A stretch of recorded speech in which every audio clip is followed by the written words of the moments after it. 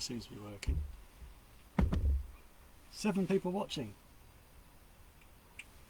As you can see, there is a camera up here, so I do get tremendous glare off my head, hence why I wear a hat.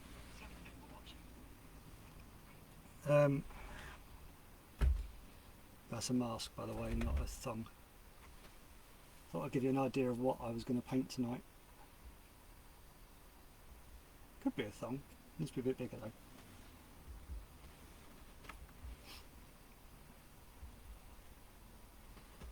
Ah, Ben, you got up. What time is it in Australia? Hi, Joe.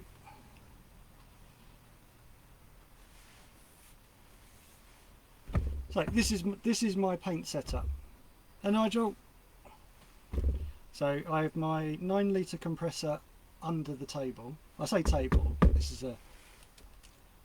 is a pallet set in a shelving unit, and I have my 9 litre compressor silent running underneath. You will hear it kicking occasionally. I need to turn that on, actually. I have my iWater Eclipse CS range, so I have 3 of them, and I also have my Pride and Joy, which is my Infinity harder and Steinbeck. But for tonight, I also have a Spar Max 3 as well. So I have a selection of different brushes. That's actually not clean yet. So I have a different array of brushes for different scenarios. But for tonight, I'm going to use all 3 the same. I mean, I haven't got to muck around with PSI then and changing bits and bobs. And these seem to clean easier. So this is my newest one. This is only 2 weeks old. This one was new in August of this year, and then this one is about, well, I've had this for a very long time.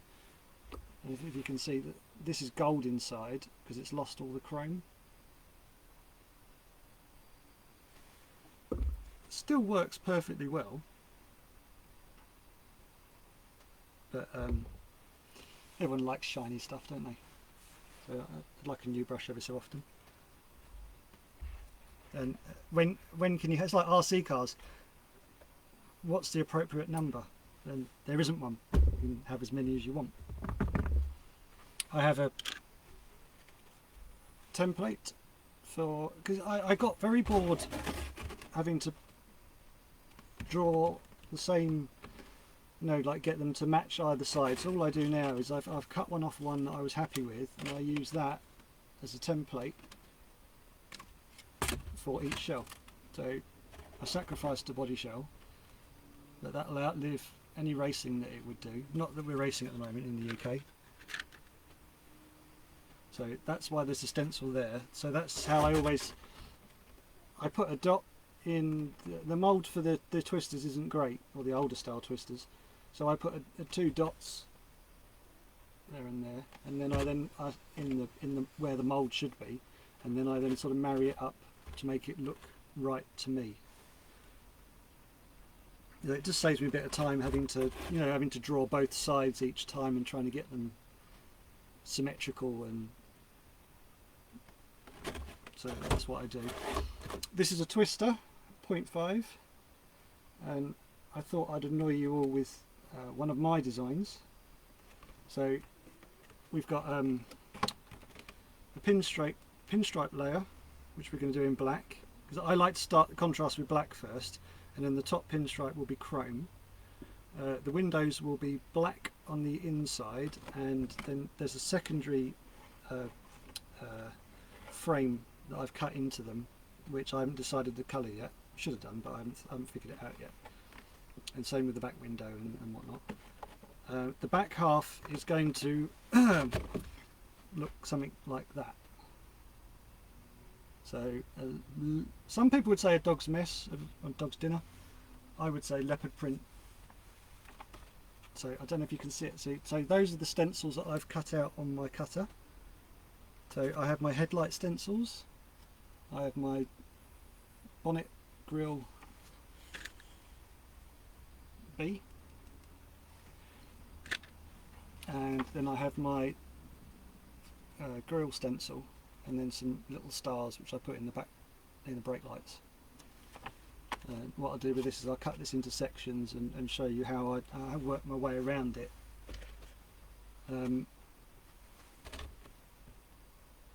I'm kind of excited. I'm very nervous. I'm probably blabbering on. Anyone any questions, please ask. I consider painting to be like handwriting, and it's unique to each of us. So if you were all given a pen, you'd all write with exactly the same pen completely differently, and this is my version. So I probably do things wrong. It's kind of self-taught. If you have any advice, let me know, and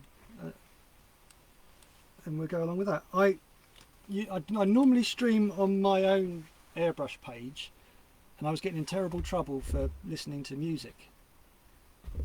The old Facebook copyright police. So now I listen to music on headphones, so I will have these on. So any questions, I can see them because I have I don't know if you can see here, I have another screen up here, so I can see all the comments and see my finger, and then I have all my colours to hand and brushes there and whatnot. And so any questions, ask away, otherwise I'm going to start because I'm incredibly nervous. So my best to date is, I think at one point I remember seeing, because I paint for Jan Rosicki, the German driver, and he shared one of my live streams and I got up to 54. So that's the number. Guys, you can't see it, but up here it says 25 at the moment. So if it goes past 50, I'll start chirping and making silly noises. So I'm going to whack these on and I shall start. The first colour is black, and so I've removed the the outer frame for the windows, because there's a secondary one I like to cut in. So this will be black, and then I've removed the first pinstripe, which is going to be black. Then I'll get onto the headlights and the grills. I have a routine. I like to do. I don't just start with detail, because you never know if the brush is to bed the brush in, especially after it's just been cleaned like this one. I'll do the windows first and the pinstripes, make sure it's running right. About 30 psi. It's about a good average. I use. I've got one without tape on it. Someone told me about this, and this has been an absolute godsend. Detail Black 0051. It's a wicked. It's detail. It's to make sure it's detail. They're black. It sprays wonderfully. So I have their blacks, and I also have their whites. Everything else is what I can get locally, but that's what allows me to paint at very low PSI without any adjustment to the airbrush. So I normally do detail at 20 PSI without the crown cap on.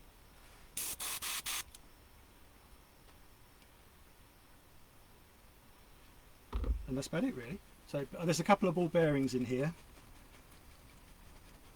marbles even, and I've had the heating on all afternoon and it's only just about 17 degrees in here. So if you can hear that, you can't even hear that, so I need to make sure I can hear them before I start.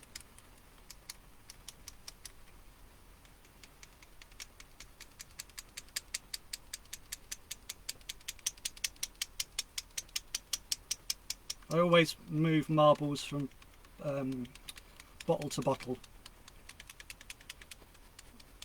There's actually 3 in this one.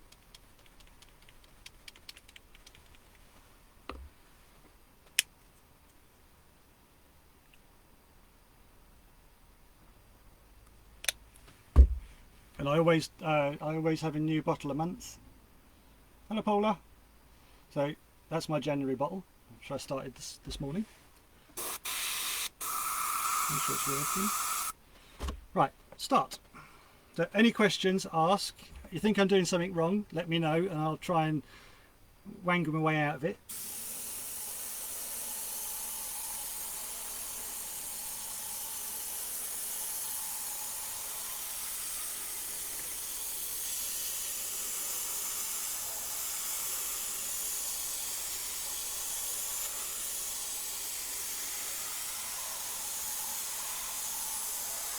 This is why I like to start spraying on the windows first, because it doesn't matter if the gun's shooting badly. You don't want to start on headlights and grills when you want to make sure it's running nice. So I always practice on these first.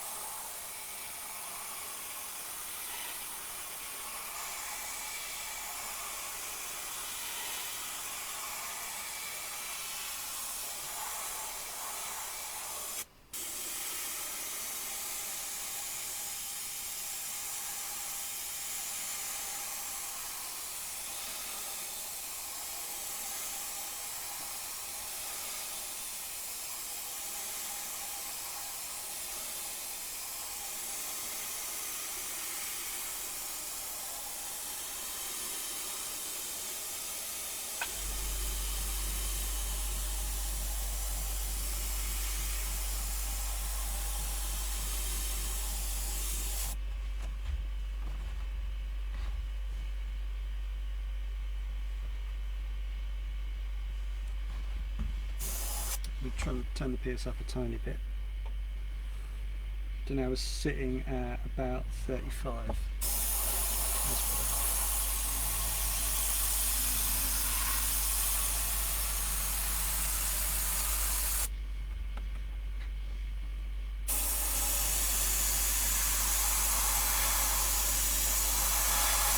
For contrast, the front end's going to be white, so I always like to, with the first pinstripe, have a dark colour rather than, I think chrome gets lost against white, so I always lead with a black, or try to.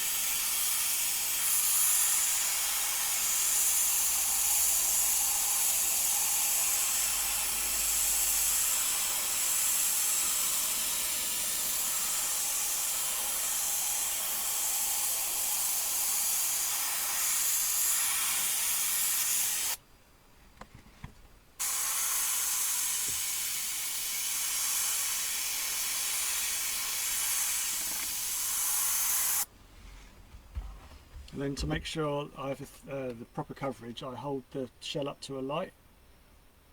If I can see any bits that need extra paint, I'll put them on. There's a bit there.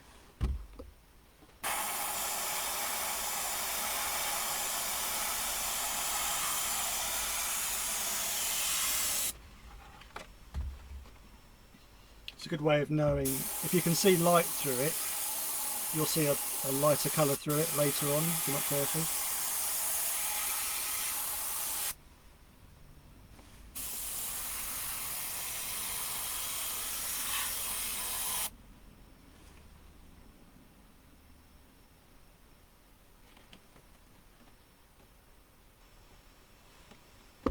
Right, so that's the black done for now.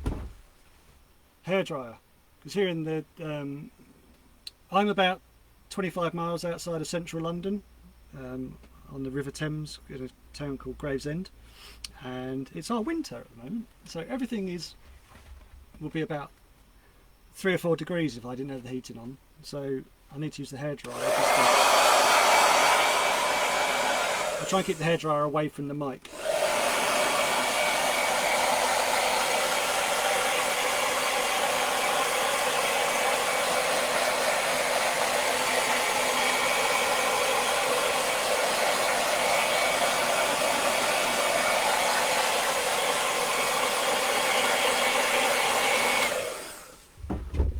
I only use a hairdryer because I don't want to use a heat gun, because I don't want to shock the paint with too much heat, because you get the paint will dry on the surface and still be wet underneath, and then it dries separate and it doesn't stick. It'll just knock off.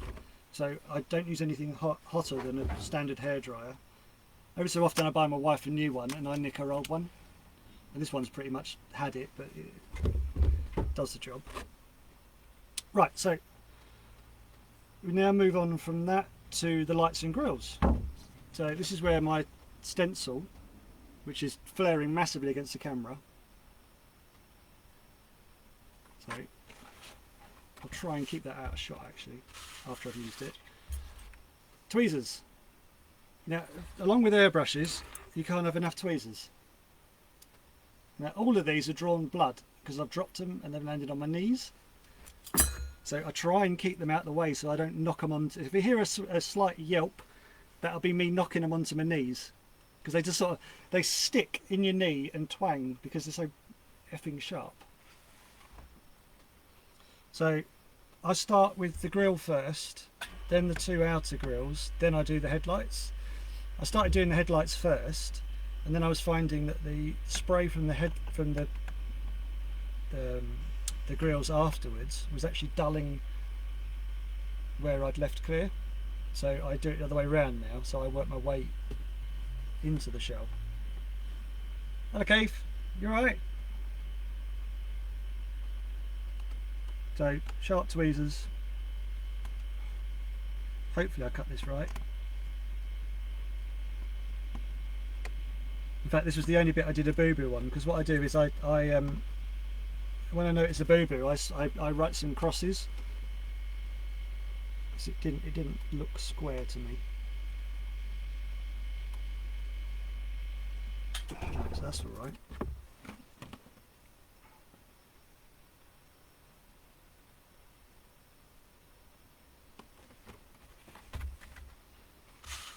So I then use a little bit of old masking tape that's not too sticky still. Everything you make on your printer, you have to cut it in reverse, as in mirror. So this B is backwards. So how I do it is I use the low-tack masking and stick it to a bit of tape. Now I eyeball where centre is. Normally I do write a line.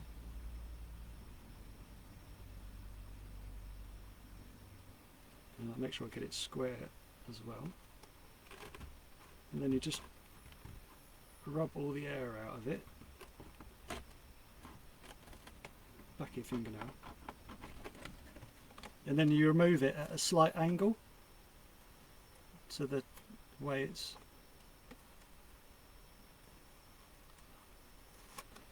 voila. And then, so I've now got my bee. So now I always stick things on the back of the wings, that way then they don't lose tack being stuck anywhere else. Am I happy with that PSI?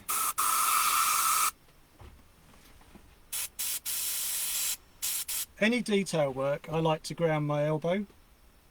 So my elbow is now on my workbench, which is an old pallet wrapped in old carpet primer felt, which I've then sprayed black.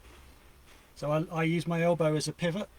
So you're not sort of got all these different heights and angles and you can always get a nice constant line because you can use the arc of your elbow.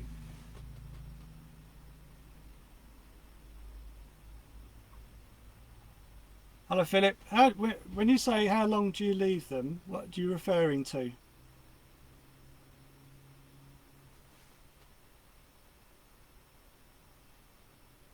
Hello, Aaron. Lee, I use a very old, very knackered silhouette portrait cutter, and then all the stencils I rip off of Google and then put them through the cutter. It's a big cut and paste. I mean, if I can work it, anyone can. I've done all sorts of bits and bobs. Right, so low PSI still, elbow well on the bench so I don't get wiggy, and then just spray into the bee.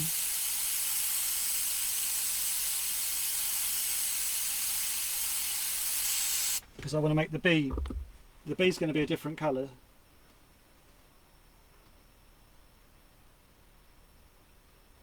So that's that done. I then get my stencil for the grill.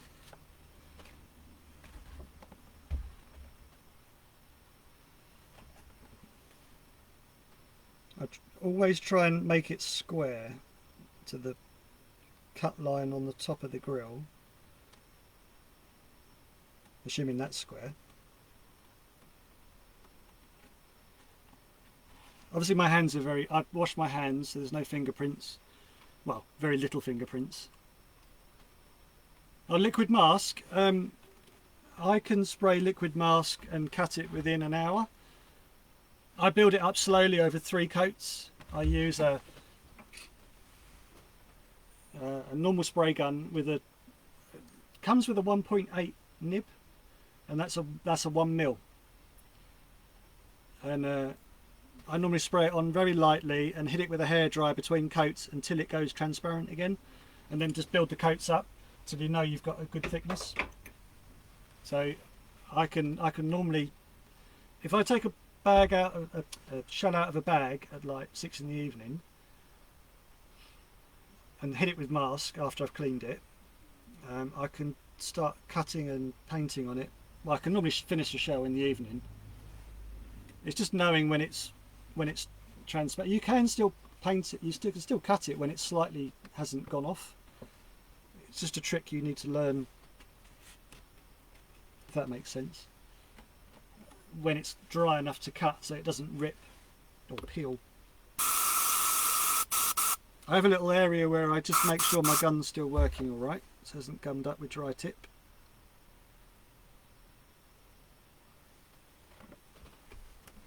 I normally use a little bit of card or white to see where I'm spraying them.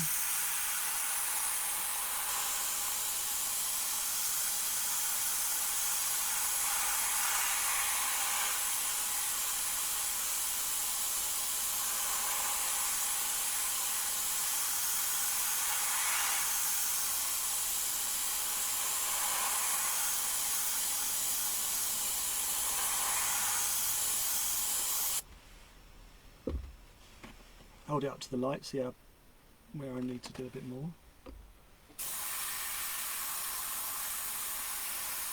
Don't build it up too thickly because it gets underneath or to make it too wet, because it gets under the mask. So you just build it up slowly.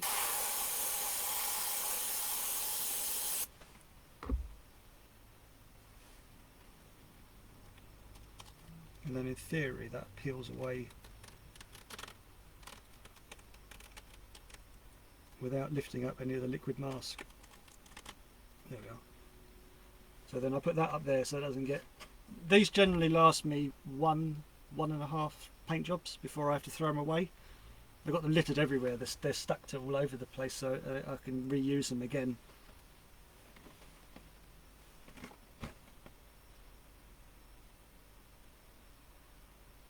So that gives you an idea what it looks like.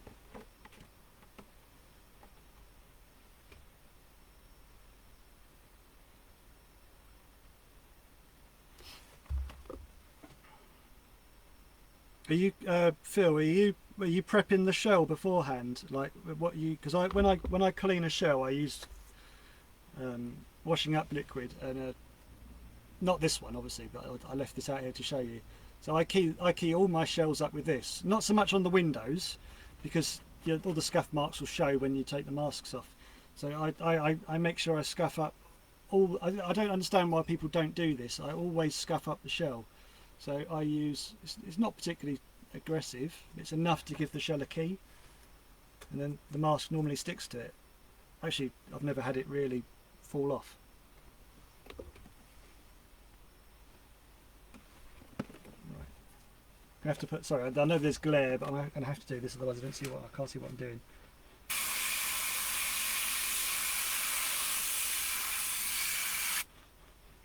And then I go around the outside of the grill.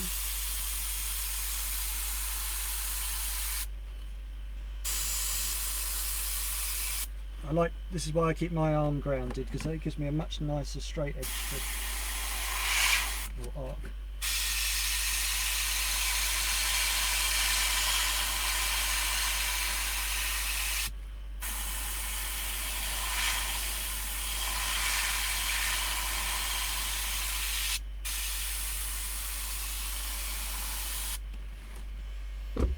It took me a very long time to figure this out, how to do this, to what I'm happy with. You look at other painters' work and you go, how the hell do they do that front grille? Well, I consider front grills and headlights to be a painter's stamp, because everything else in the shell might look completely different, but the headlights and grills are a constant for each. So I always try and do the same style, so that people sort of know my headlights and grills. So they don't even have to. It doesn't even have to have a sticker on it. If they see my headlights, they know it's mine. So, by all means, borrow my technique. But if you could do something different, because this is me. I did toy with the idea of should I show you all this. But I thought sharing is caring. It took me a long time to figure it out.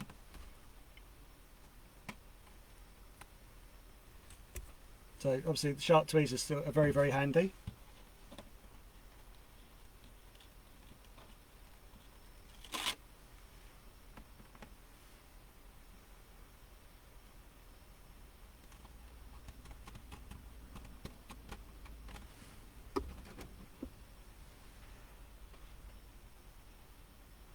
Keith, yes, it does show a little bit. I don't do it heavily, just enough so that when you hold it up to the light, you can see all the swirls from the cleaning.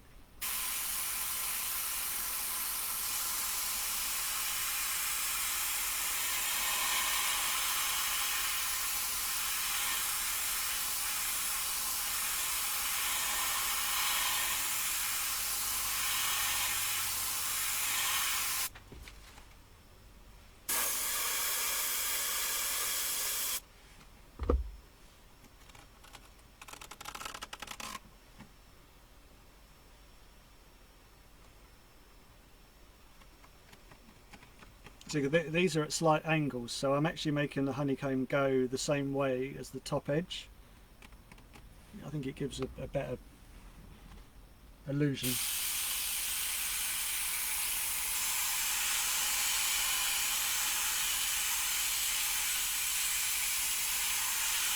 I remember when I first started, lights and grills would take me hours. Now if I do the window frames, headlights and grills, brake lights, I can do the whole thing well within 40 minutes. And it's so much better than I used to be able to do. That's mainly down to this though, which is the detail black. So I generally get a little bit of dry tip, so every so often you'll see me doing that. Now I go around the outside of the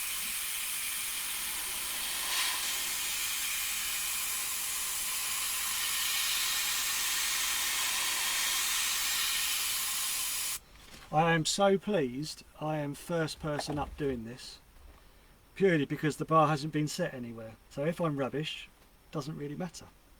It can get better. But I was really chuffed when I was asked to do this.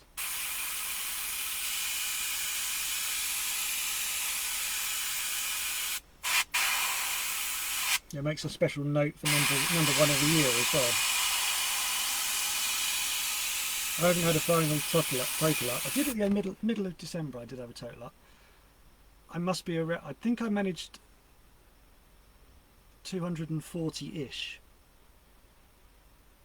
So this is number 1 again. So it's sort of feel a bit crestfallen because you got to quite a high number, and then start again. Daniel.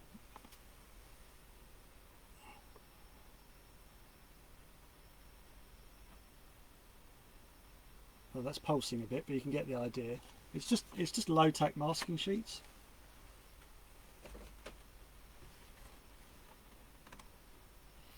So it's not vinyl, because vinyl would be too tacky. You want low tack. You'll end up pulling all the liquid mask off.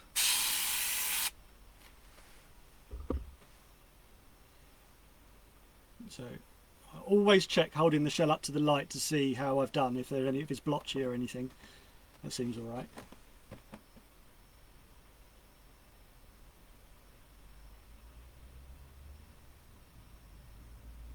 There we are.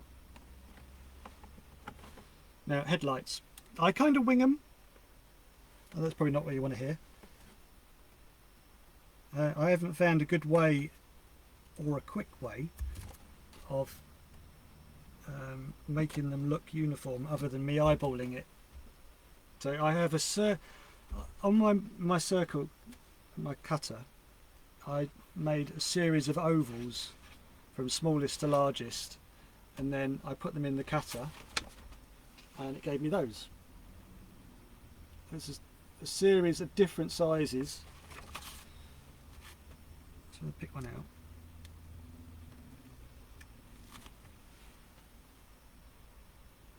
And then I just layer them down to how they look, so they look right to me.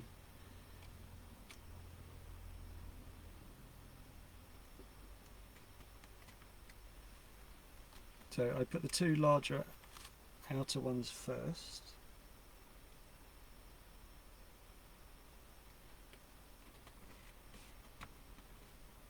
Obviously clean fingers.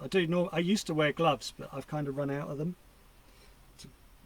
Something called a global pandemic makes gloves very hard, or like 3 times the price to buy. So I've just come to learn to not use them.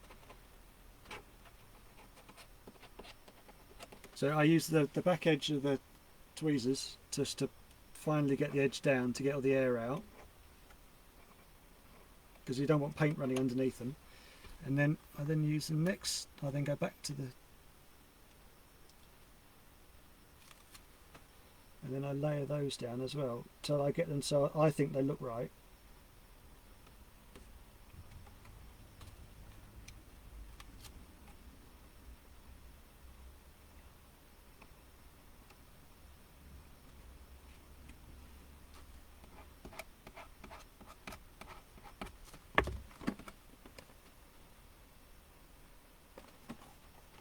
So this isn't the best webcam, but you get the idea. So you've got 4 circles there, and then it's a case of eyeballing it from that side to that side, which is actually fairly easy when you hold the shell up. I'm looking for the same space from the point to the point. I've done so many of these now. I kind of, it's muscle memory more than anything else. You see, this shell is deliberately not symmetrical because it's mine, and I spend so many hours painting for other people, and it's got to look symmetrical. So mine don't. I'm like the anti-painter. I'm a bit dyslexic, so if you want anything technical out of me, it's not going to happen, because I'm not the one that's working out 5% of this and 10% of that. I'll just put something in a bottle and see if it works, or I'll spray something so that it looks right. I mean, I spent a lot of time getting my hex panels in my grill to look right to me, but don't ask me what scale that is, because I don't know. So I'm more practical than theory.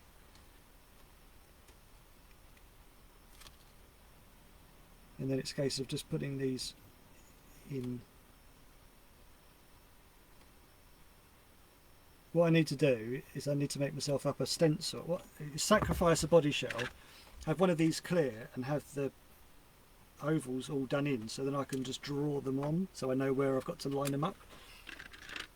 I just answered one of my own questions there.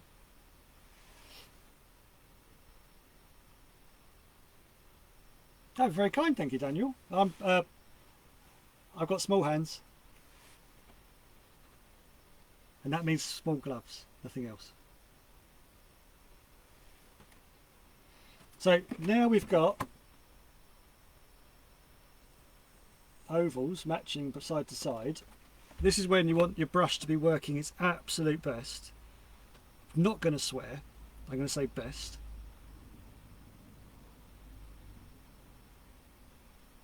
Aaron, that's what I was using until I couldn't get hold of it, that green stick stuff.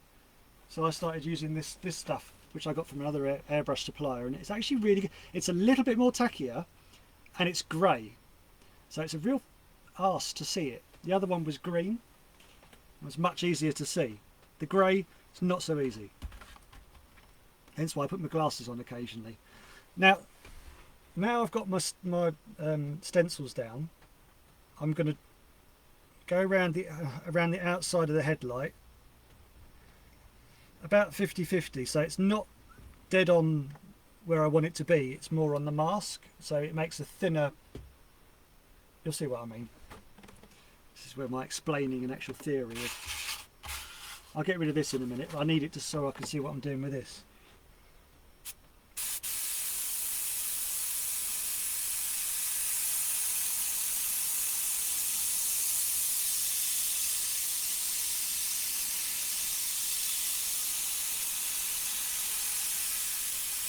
I was told when I was learning, and my friends that have seen my other live streams will tell you this, that I was told you're not a painter unless you do lights and grills. So I spent a lot of time making sure I got lights and grills right.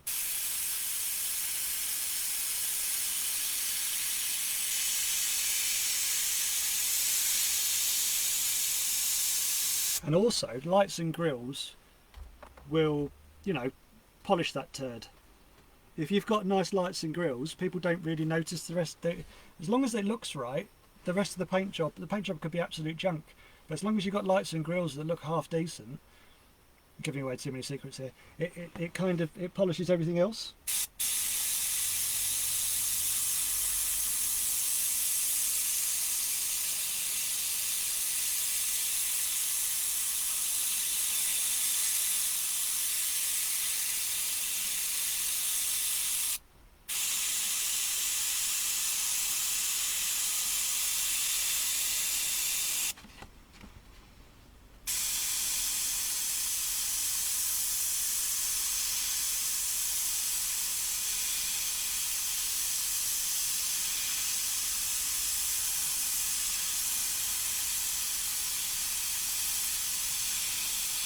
And also one of my best lines, less is more.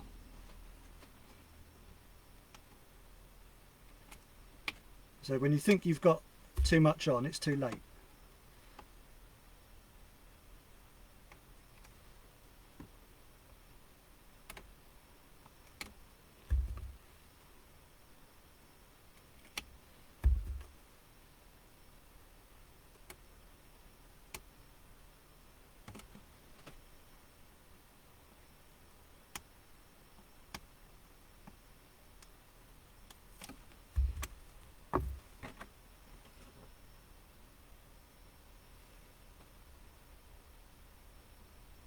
Generally I managed to do quite a good one, bearing in mind my hands are nearly shaking. So there's a couple of bits I've got to fix on that, across the top lip where the stencil comes through.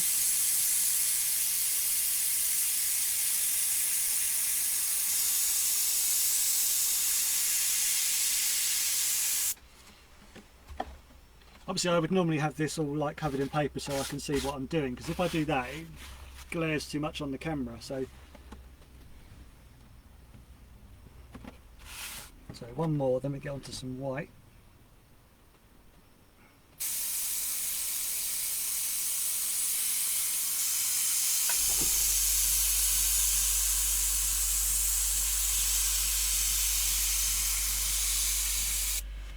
I do feel like there's a lot more pressure, because normally when I live stream, it's to customers and friends. I feel like I've got a lot more eyes watching me tonight because you lot paint, so you're critiquing as I'm going along.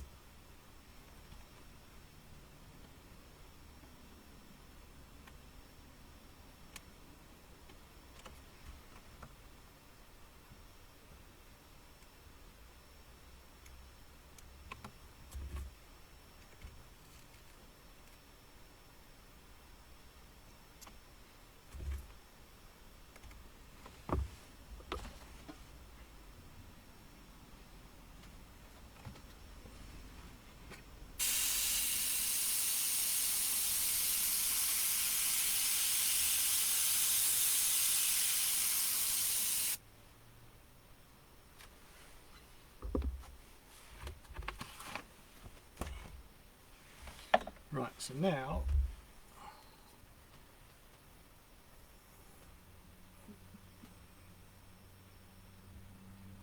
if I get that in focus, detail white. So they do detail black and they do detail white. Both you can spray at much lower PSI.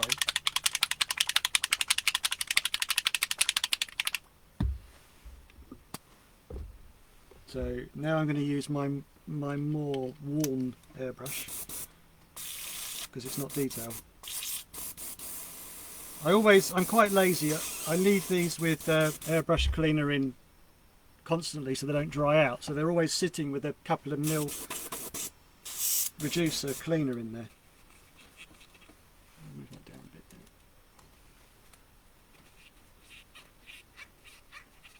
there. See, this is the beauty of having an old palette. I've got a couple of cardboard boxes full of tissues, so then I just spray any junk into under the table. And then I have my hairdryer on the other side. And then my compressor down here underneath. And I'm sitting in a high desk chair type thing.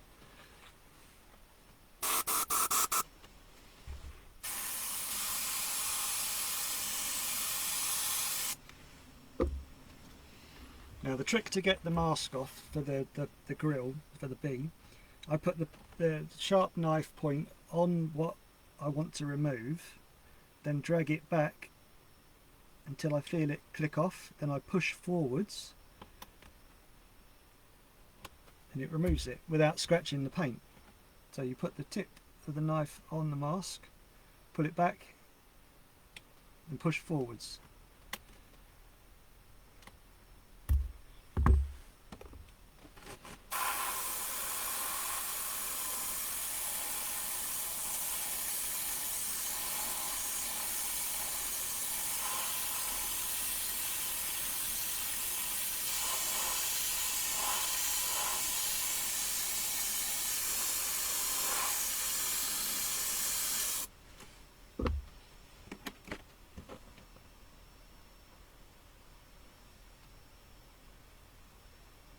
They'll look better once the rest of the mask's removed. You'll see the outer edges and whatnot, but you get a rough idea of how I do mine.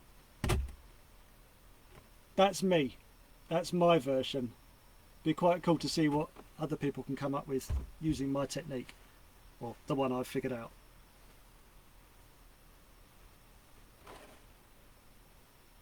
but I like the symmetry, and they look quite aggressive. And then I've put my beef and my basil in there as well. I had that came from a customer who I did work for, and I did something super quick, didn't really charge a lot, and the first thing he did is he ripped all my stickers off, and no one knew it was me. So after that I put that on in the paint, so it's harder for them to get rid of it's me. So it's a bit of an FU to whoever that was.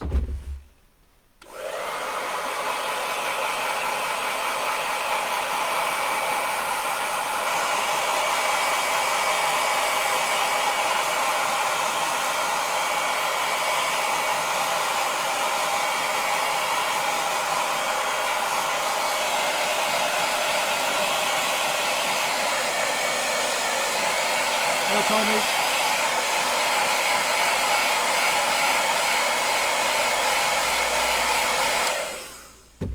Hello, Eric.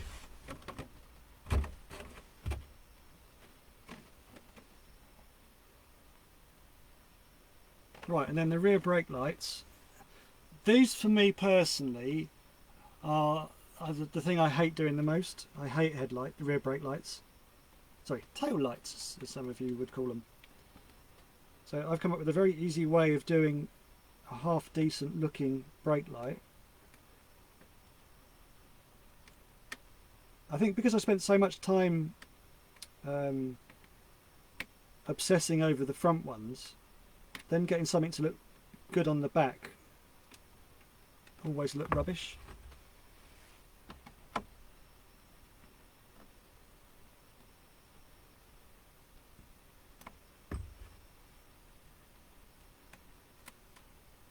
These are my lazy brake lights.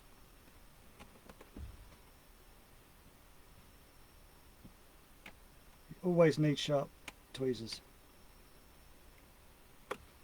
and to have actually finished the cuts.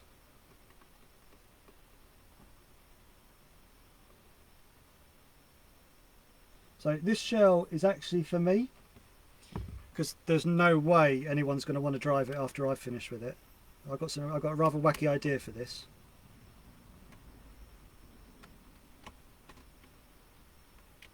Which means hopefully, if all goes according to plan, I should be able to use it by 2022.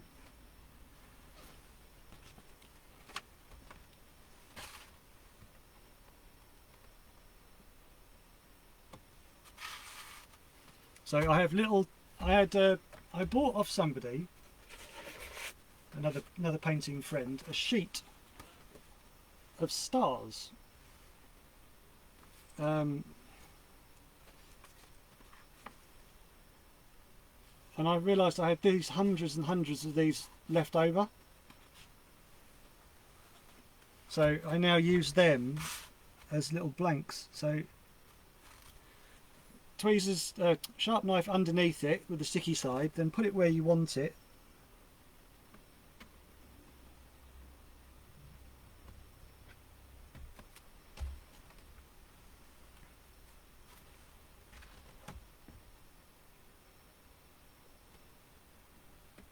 These are actually more useful now than what I actually bought them for.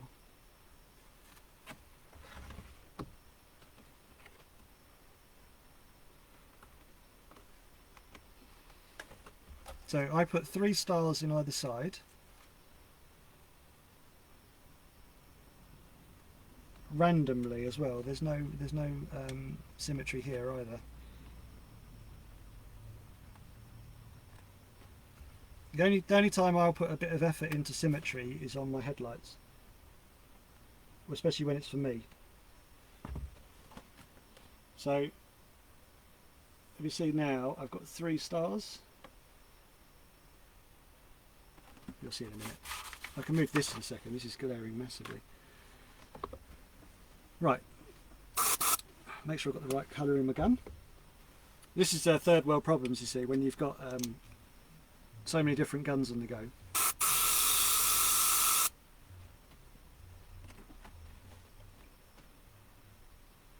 Yes, Eric, I make all my own.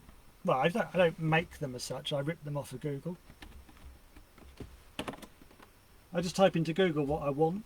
I mean, on here, for instance, I took snake skin and tried to make it into a stencil. And then you've got my leftover headlights, and there's a front grille there as well. So I will share the knowledge, but I won't. This is me. This is my hex. It took me a long time to get a hex I was happy with.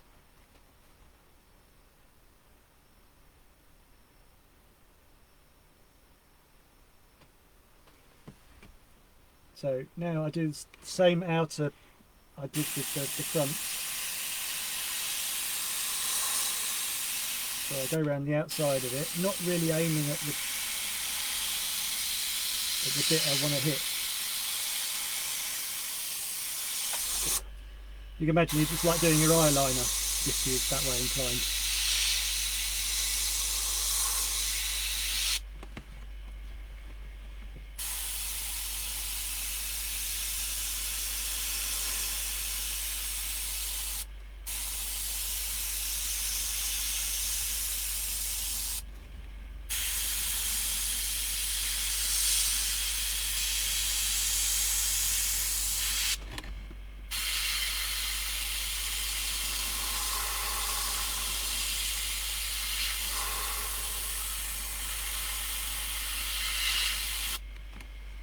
So all I do is that. So I've just gone round the outside of the headlight, the brake light, sorry. And then same PSI, same needle, I then hold it about this far away and just aim it at it. A couple of short. Feel I can see some build up on the actual where I'm aiming. And that's it. And now pick out those stars.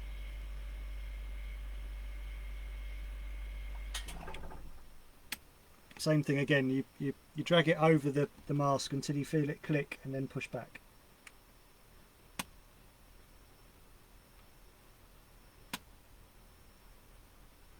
Unless they're stubborn like this one.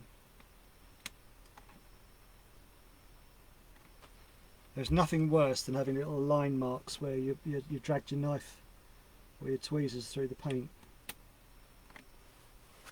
Or they just flick off the thing and then get lodged in your beard or something, and then you find them a couple of days later where you shouldn't. I found these stars and hexes from the front grills in the oddest of places, I promise you.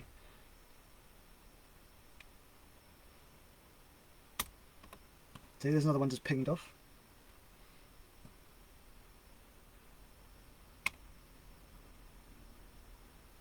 See, I'm very lucky. I built my shed specially to paint. So the summer of 2018 I put some stones down and decided this would be a good spot, and I then just built a shed from scratch, and I've been very lucky in the fact that I've managed to build a surface, well, a structure that hasn't leaked. I was given a laptop to stream with. I was given this camera to stream with. I had my friends come and do the electrics for me. I had another friend who's an aircon engineer who came and put an old aircon unit in here for me. So in the summer, this is as cold as I want. This is the coldest place in the whole area.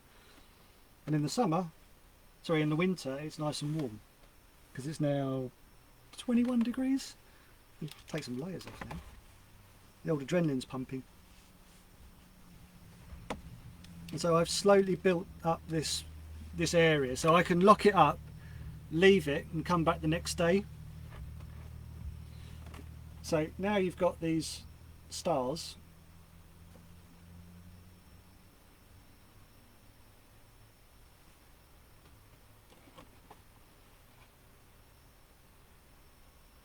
With a slight shading around them, not a massive shading, but just enough. So you then take the gun without any paint in, which is that one.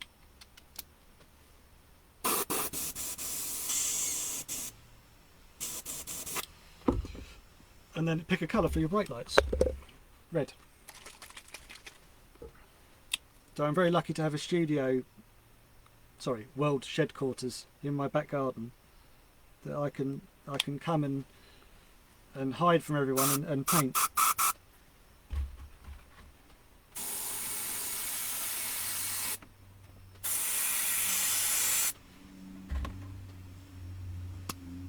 Way too much paint in that.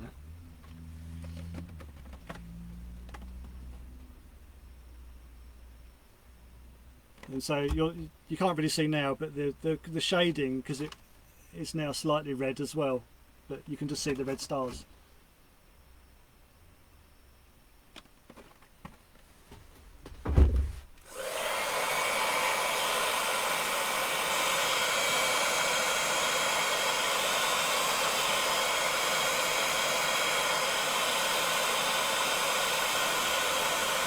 That's right, Scott, and I promised not to swear tonight.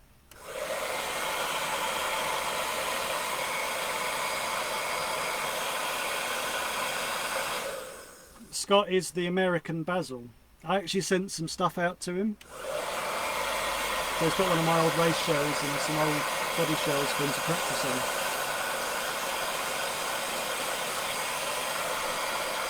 The shipping from England to the States was extortionate.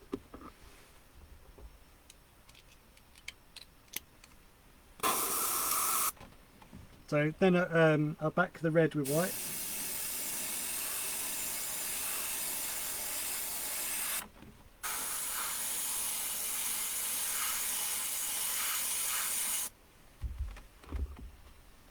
I need a drink because I've been talking too much.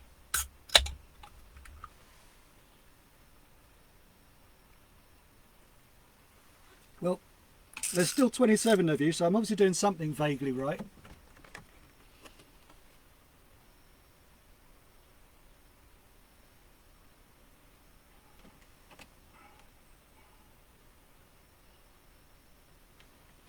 I normally log this onto, well, I load it onto my YouTube page afterwards.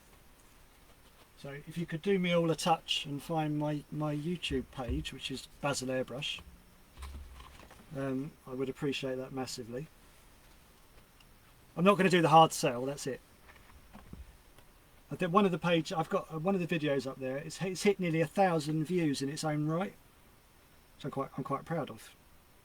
I'm sitting at something like 135 likes or followers.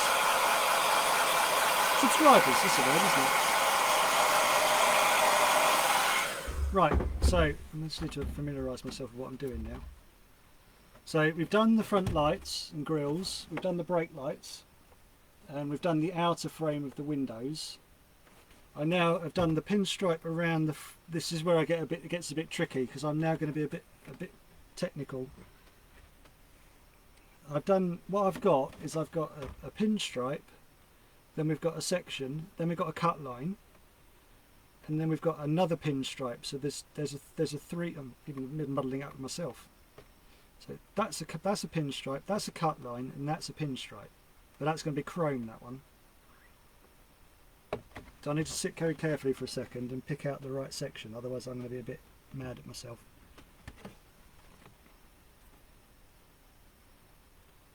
So I want to pick out that one. Or do I?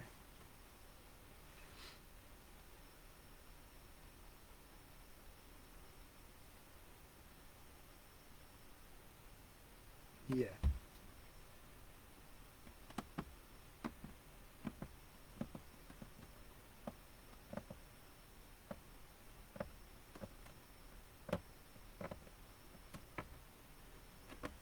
So I always take the headphones off for a second. I don't, when I start to peel out, I don't peel out from the point.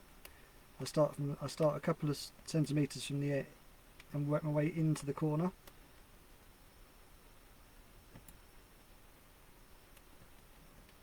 I'm trying to avoid picking up that pinstripe that I've got there. If I've done a good job, this will come off in one.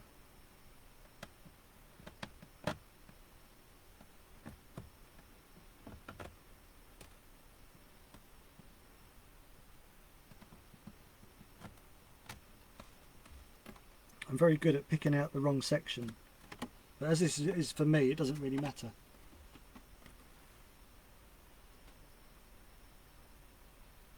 You speak 3 languages: English, sarcasm, and the last but not least, profanity. Oh, we get on all right then.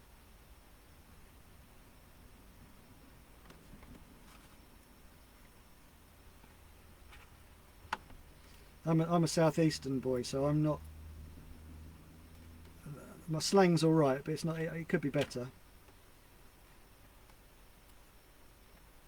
But sarcasm, I've got a master's degree in that.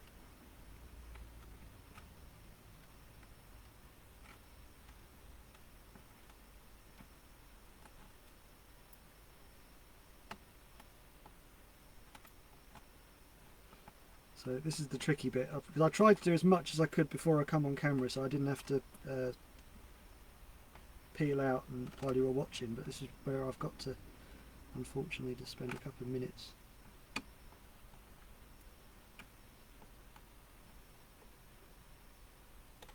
Because where I've got the lower pinstripe black, I want to do some shading in black, so it will ruin that pinstripe line. So I've moved a section.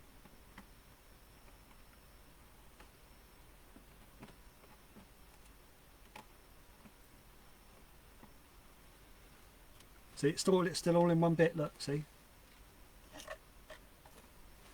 That's how you know your cut lines are on point.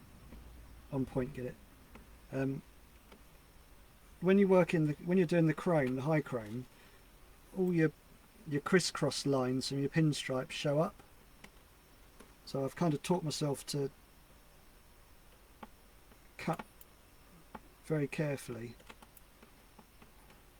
I mean, like, I used to spend hours and hours drawing shells, and then you'd spend 5 minutes cutting it out, and then wonder why it looks rubbish when you paint it. It took me a long time to realise that the art of a body shell is the cutting. I mean, we can all paint, but if you're painting a rubbish, I was going to swear then. If you're doing a design that's not its best, then it doesn't matter how good a painter you are, you can't polish it, you know.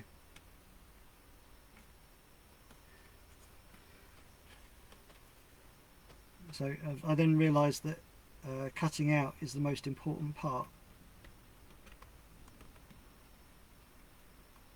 And my work improved massively when I realised that. And it's kind of why I've got this set up. So I've got bright light above me, a dark surface, and all your cut lines will just light up like lightning when you catch them in the light. So you could be standing at some really special angle if someone was to walk in on you, but you're just seeing where you're just following you're seeing where, because all the cut lines just pop out when you get the light right. Now there's a top tip.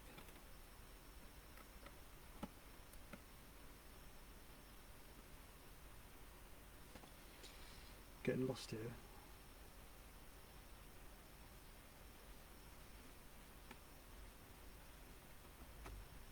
That was nearly dangerous.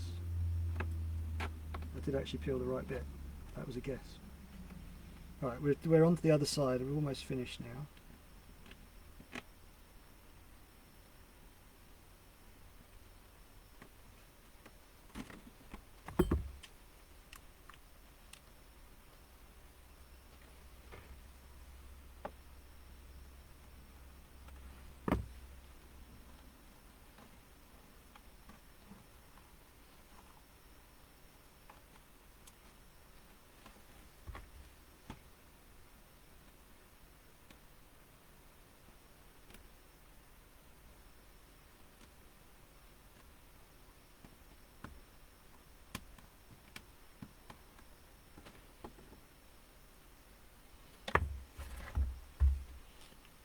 There we are. So that is all.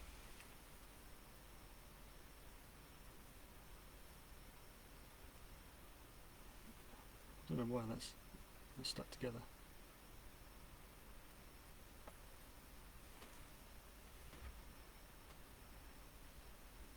That's one way of making sure all your cut lines are done right. That makes sense.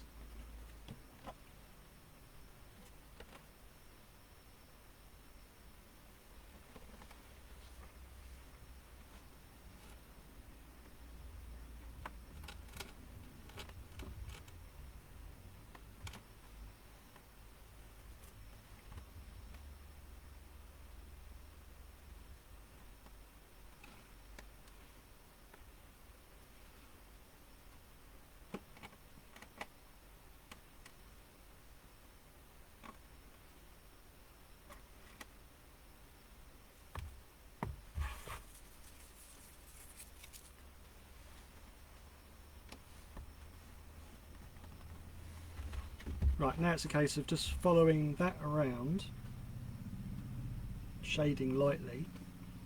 Then I can pull out the other section and then shade this other bit, and then I can then spray that. That's the only bit of colour going on. Then it's just basically leopard print. Sorry.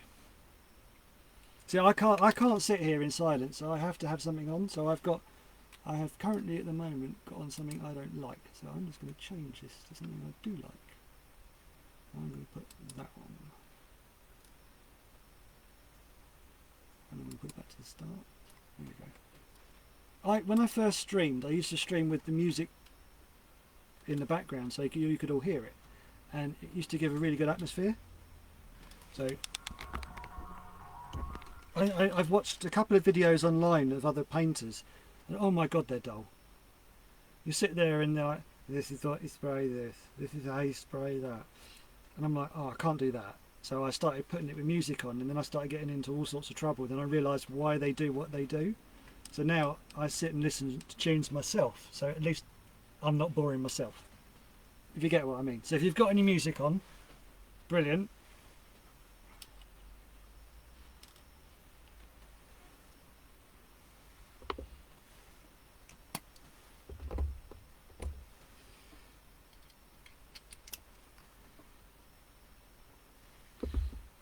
So I'm going to spray either side of this section I've pulled out now.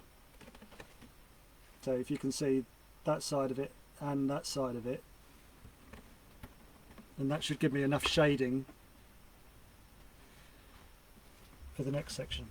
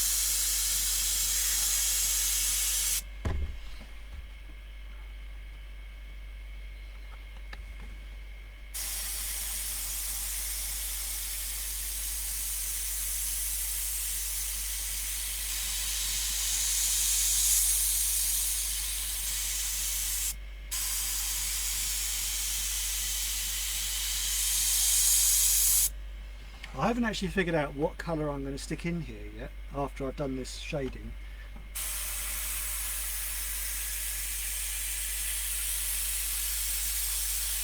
It's either going to be iridescent purple or pearl blue. I can't make my mind up.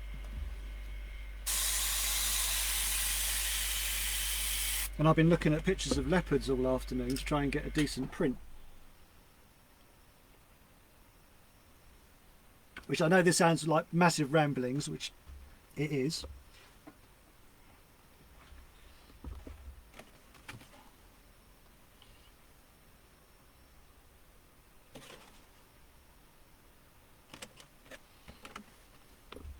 Which is why I'd like to have my elbow seated so I can grounded. It means you can have a much more steady line. Yeah, a couple of beers. That's the same trick.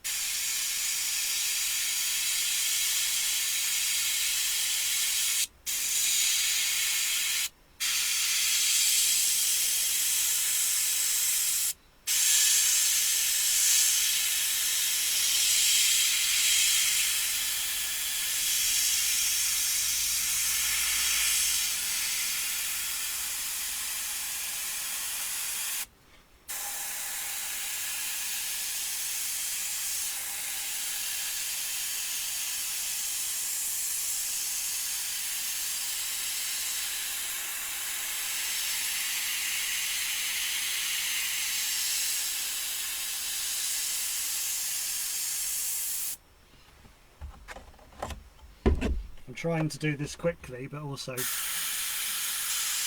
competently. Normally I'd be sitting here watching Vikings or Lost or something on the some series to sit and watch.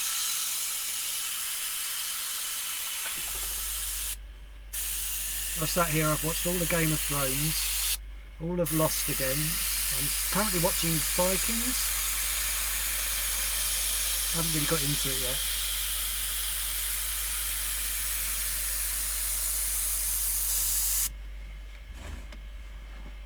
I like the fact that it's got like about six seasons, so it gives me a chance to sit out here and paint and something to listen and watch.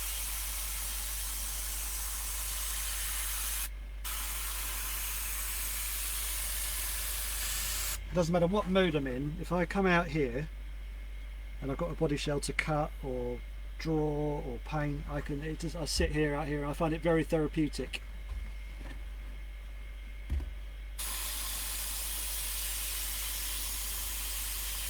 All your concentration just goes on the knife or the needle.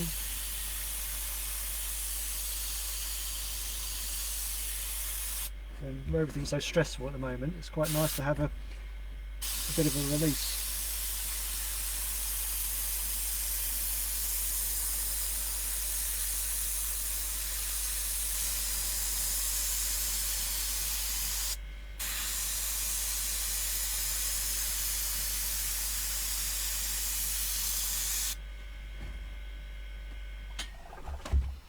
Right, so that's that side done, the roof and the bonnet. I've got to do this side. A couple of little bits.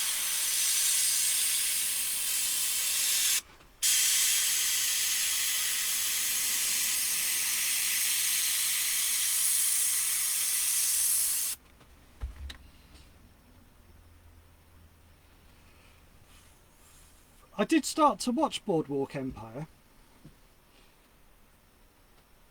Yeah. And then I just kind of stopped watching it. I think the season, I don't know, I need to go back and look over. I do generally sit out here and see, I hold my breath as I'm painting, sorry, when I'm concentrating.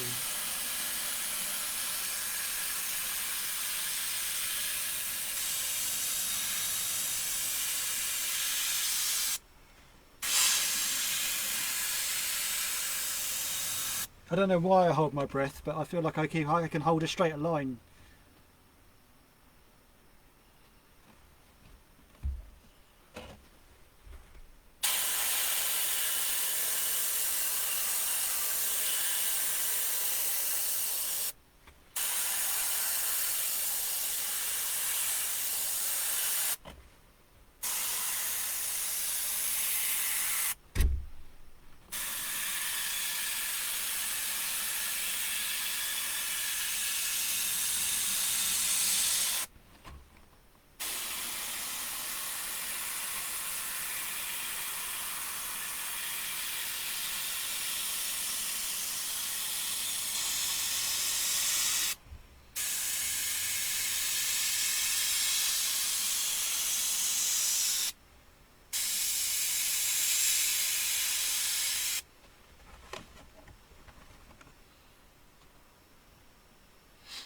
Right, so now I can remove the secondary section, if I've done it right.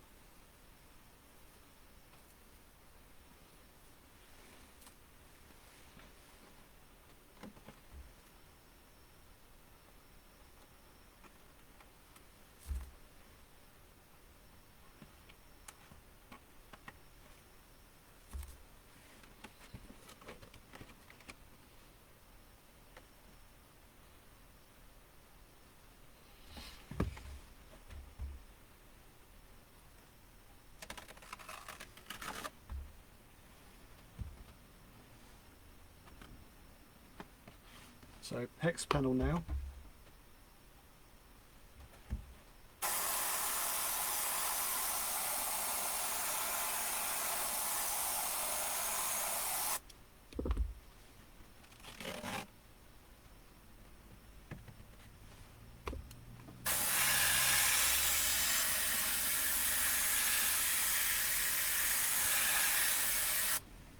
It just helps, it gives it like a slightly 3D effect without much effort.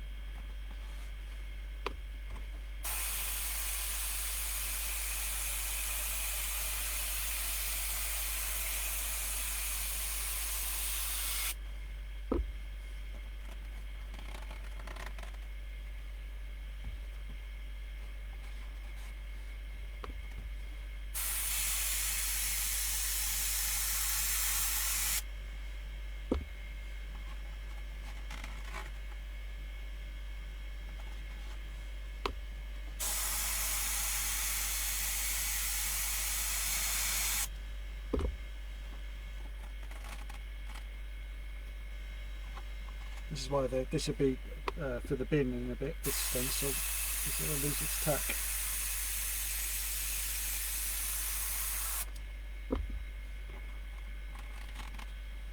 It's knowing when to throw them away.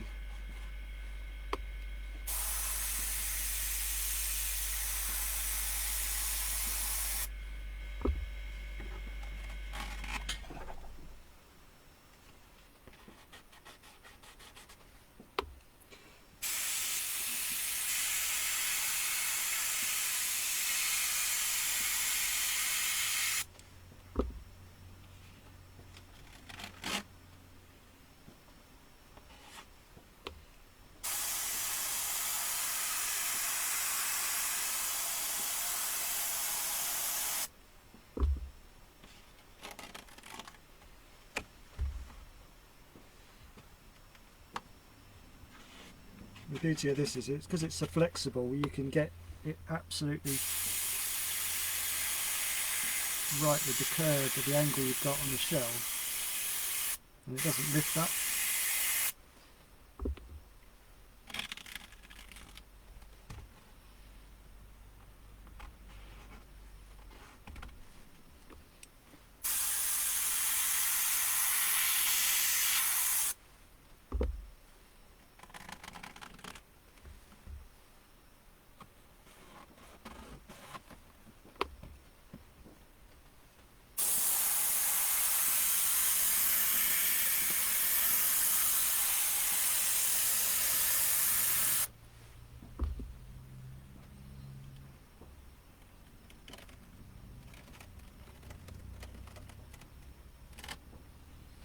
Or if I try and log the video onto my page afterwards, it'll come up and I'll get in trouble. So hence the music in my headphones. Joe, all my airbrushes currently are Eclipse eyewashes. I kind of like them.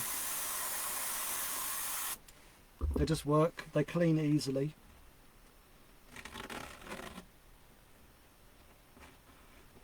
And they're good for detail.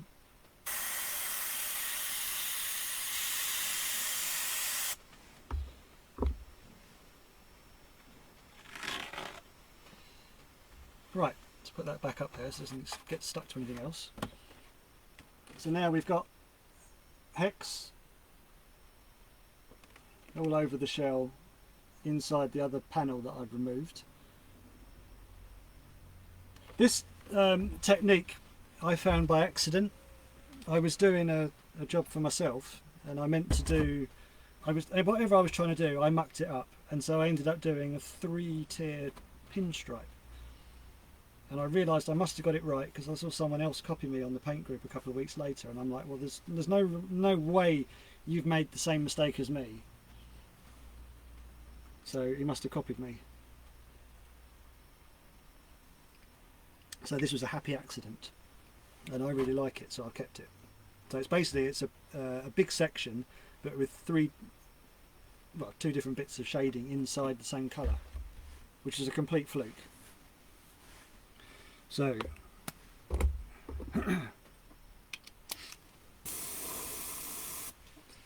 So I have this, the reducer cleaner I use is a Hobbynox.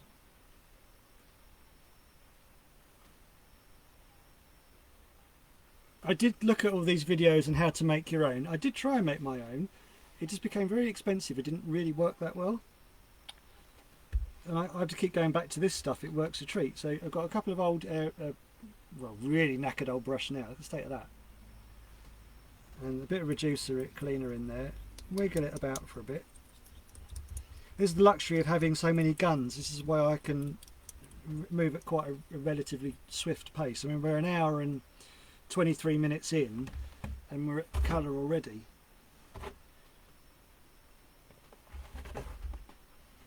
Hello Chuck, I use, I've got a little Bambi, which is a UK brand, it might be over elsewhere, and it's a 9 litre tank.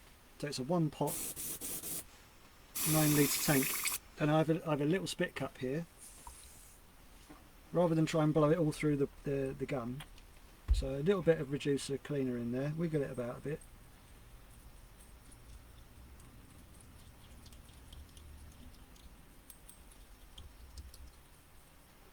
And then I put my finger over the end and bog wash it,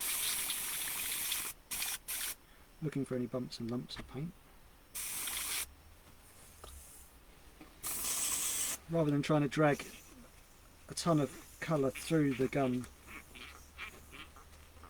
There was way too much in there. I put too much in. That was my mistake. Nervous.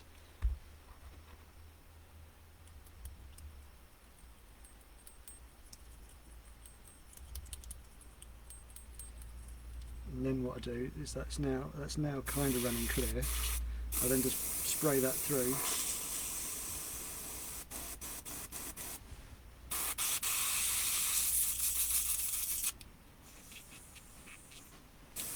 And that's ready for the next colour, which I'm going to use. Which one's closer? Purple.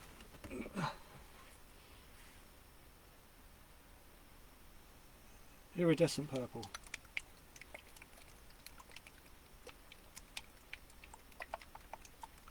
See, my compressor is literally here. I can't really. See if I can highlight it with my camera on my phone.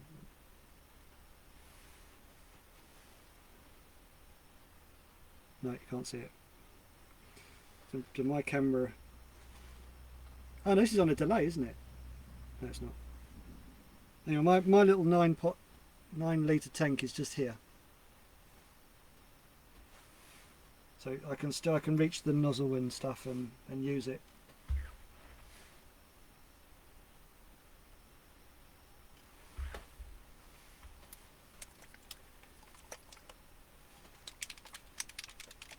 Well, Eric, I don't like on my Posh one. It's literally 2 turns and it comes off. And they've got this really funky needle stop on this one. So I kind of leave it on that one. On this one, I can't be asked to spend 5 minutes unwinding the thing, so I just take them off. And I think they're balanced better. You can get into the shell easier. And I took it off and I never put them back on. I keep forgetting I've got them. I've got an absolute ton of them along here.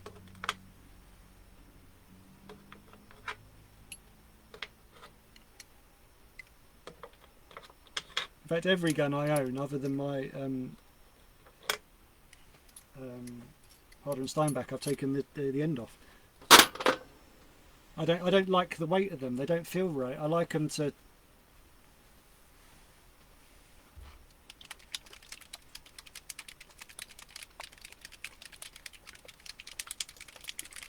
There's a little marble in there.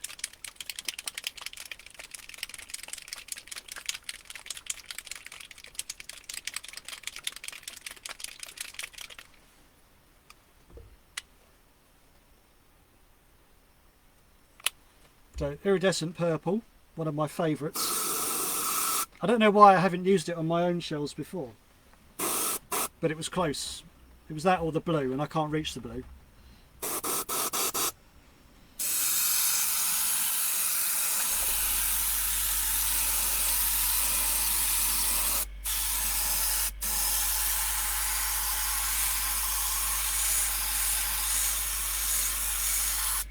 I'm not putting it on too thickly. I'll show you why.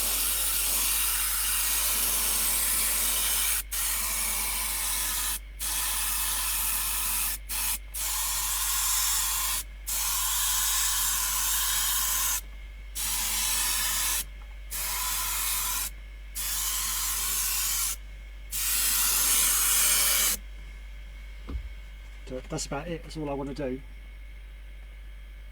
So this will start to appear soon.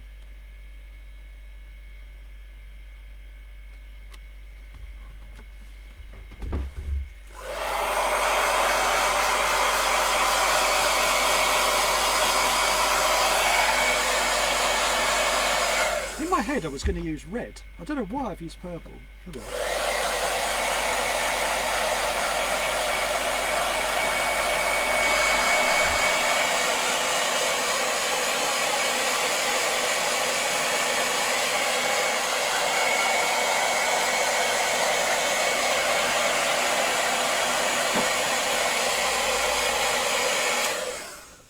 Would have been cool actually to have had purple rear brake lights.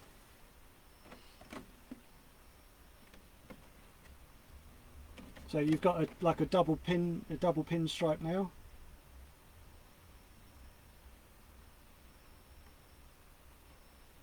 This will be more obvious later, don't worry. I mean, you're going to see enough pictures of it because I tend to post too much anyway. Cheers.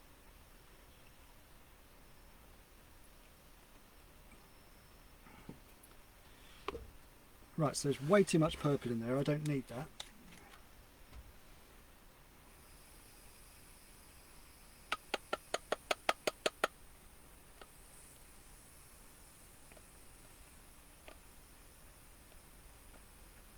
Yes, I am that tight. I will put it back in.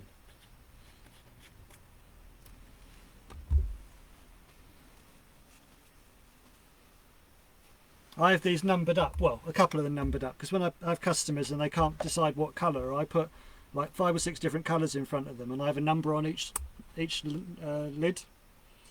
And then I go, what number? And they'll go, oh, I need number 2 and number 3. So some of these have got numbers on, so that explains why. Because some of the, shall we say, more delicate customers like to have a lot of choice.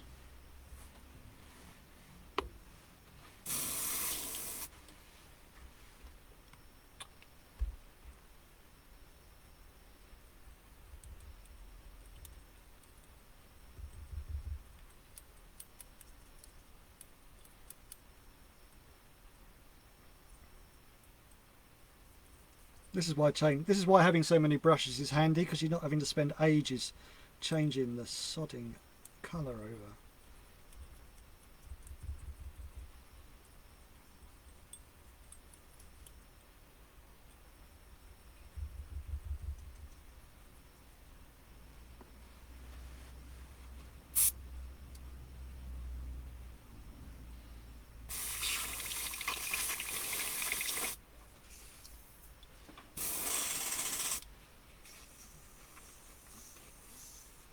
If I didn't talk so much, I'd be one of the faster painters.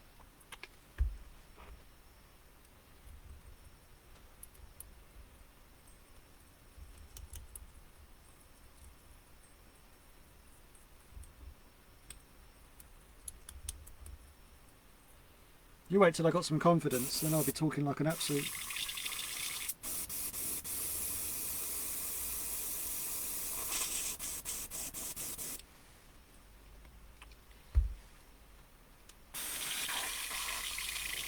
I normally check with when that sort of runs clear, so it's gone purple, it means it's not clean.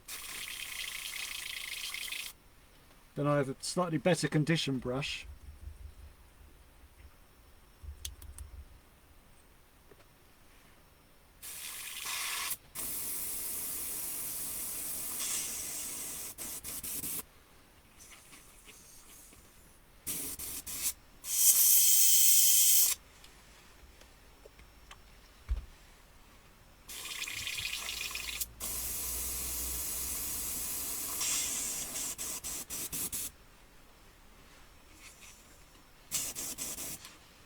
Right.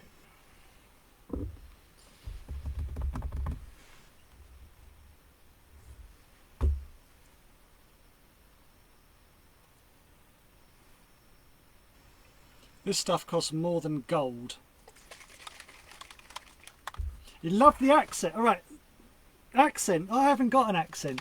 I'm from the southeast of England, so I'm 25 miles outside of central London. I haven't got an accent. I don't know what you mean.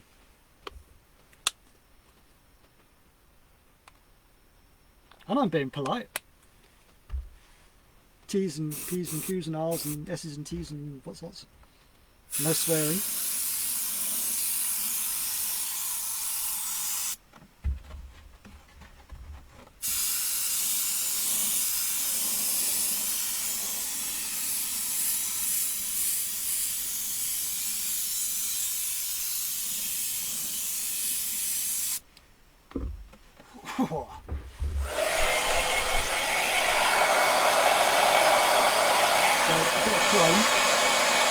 Actually, if you've got 5 seconds, just Google Quicksilver Chrome 4104. It's, I'm going to swear, it's fucking expensive. It's like 45 quid.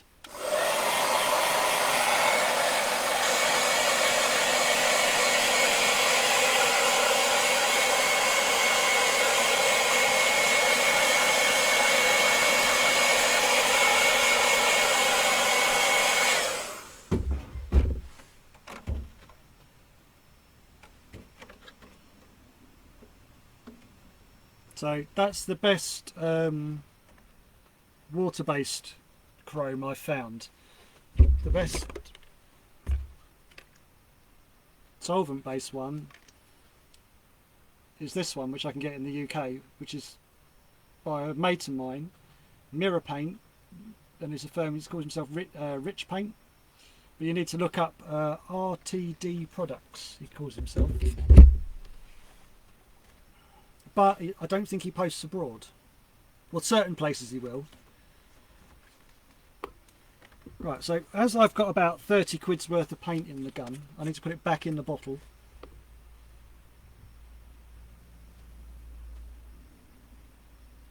So basically I just backed the iridescent purple, which I put on lightly, so hopefully the chrome pops through.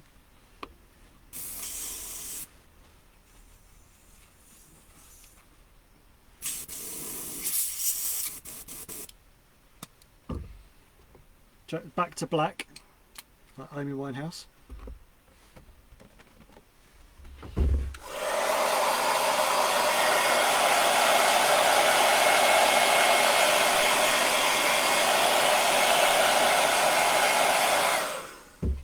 Yeah, Ben, if you want a quick afternoon, have a good whiff of that. Yeah, it gets you places. Actually, I'm going to put my nozzle back on. I do most of my detail without the chrome cap on, so the crown cap.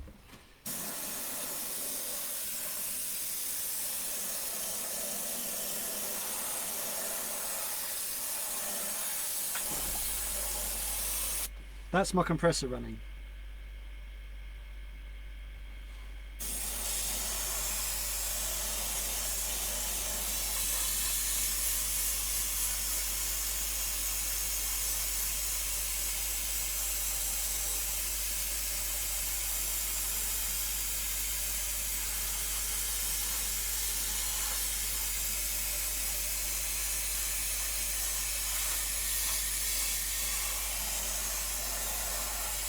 So obviously this is hopefully going to be a race competitive shell, if we're allowed to race it ever.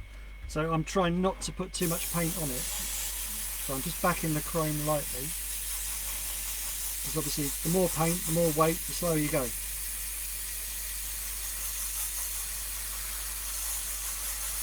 And I have got a couple of customers of mine that it has to weigh under so much, otherwise they won't use it.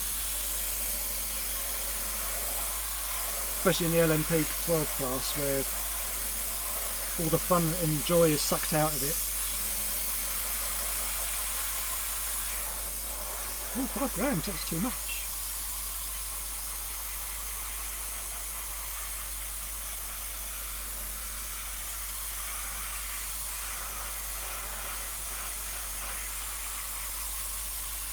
no offence meant, but if I could get rid of a class of cars that I have to paint, it's LMP12s. Those are the ones they're my kryptonite. They're made out of the same consistency as a plastic bag, so they don't weigh anything, and they've got the most horrible fins.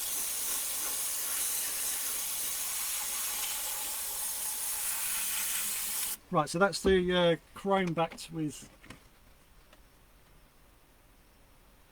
You'll see in a bit once the light's on it.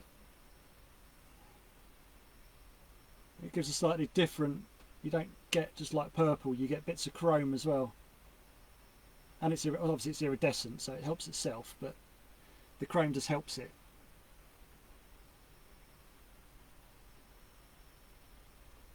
Hopefully it'll take your eye off what I'm about to do now. I shouldn't grin and laugh when I do that. So we've got an extra pinstripe around the outer edge, which is chrome, so I need to be careful not to pick that out. That's last. The solvent chrome I do last. Now we get onto the fun bit, which I consider to be art, in a very loose word, which probably isn't very conventional for RC shells.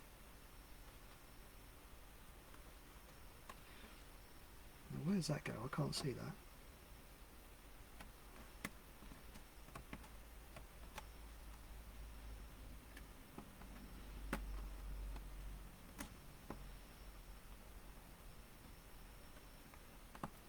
This is where I'm guessing for cut lines, because they're starting to get paint in them and you can't see them as clearly. And I'm rushing a little bit.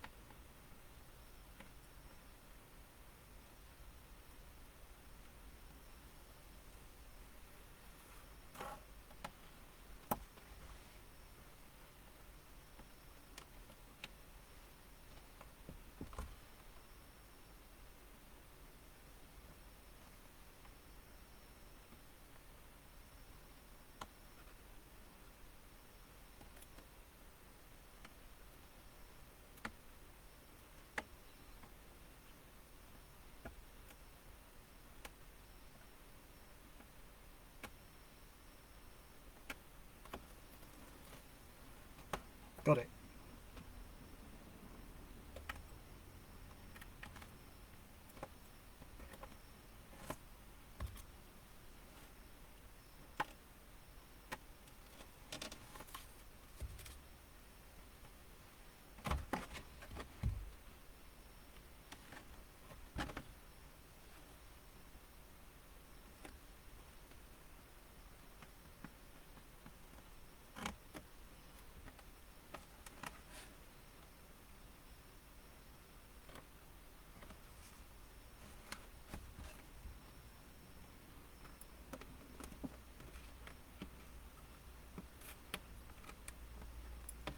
On these shells, you have to, on these twisters, you have to be careful that the liquid mask is dried properly in the wing towers, and also these like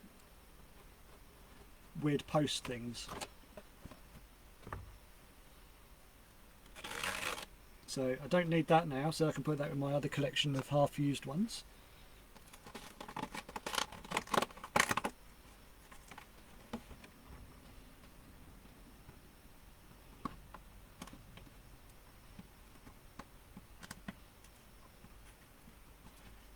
Oh, here's a top tip.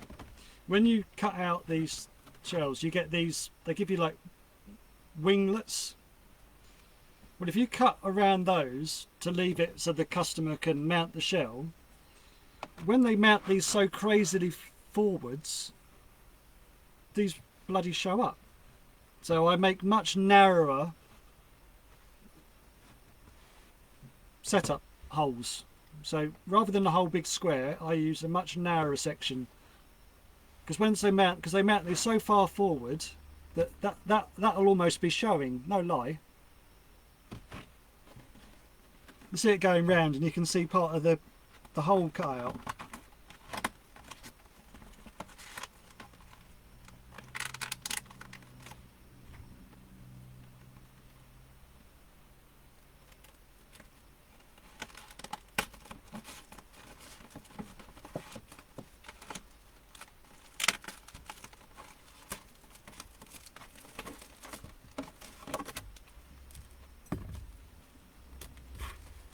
Oh, I dropped it. No, I'll get that later. Right, the fun bit.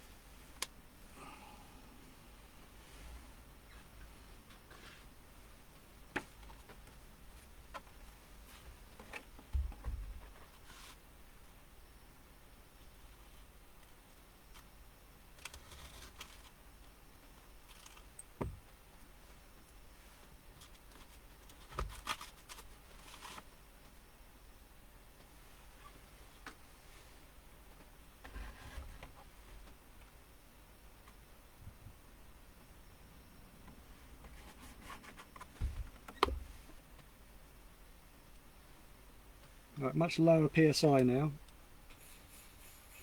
to about 20. You don't want to blow the stencil across the room.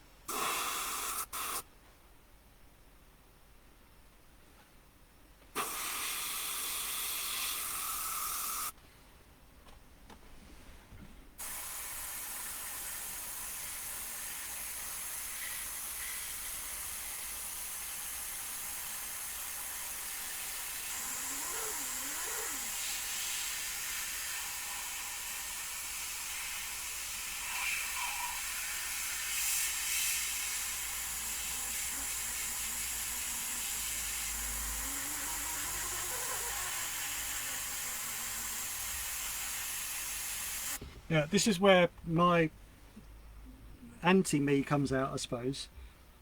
You have all these drivers that ask you, oh, I need the best looking shell, it's got to look blah blah blah blah, and then they're all lined up and you get like snow blindness because you've got all these wonderful painted art basically sitting there waiting to go on the track, or in the pits you sort of you just get sort of a bit desensitized to seeing all this wonderful art about. So I thought I'm going to do the opposite and paint something that people are going to make them cringe. And I learnt very quickly that leopard print is very divisive and very funny, because you'll either get someone go, oh man, that's disgusting, or they go, oh, what'd you do that for? And it'll start you a conversation.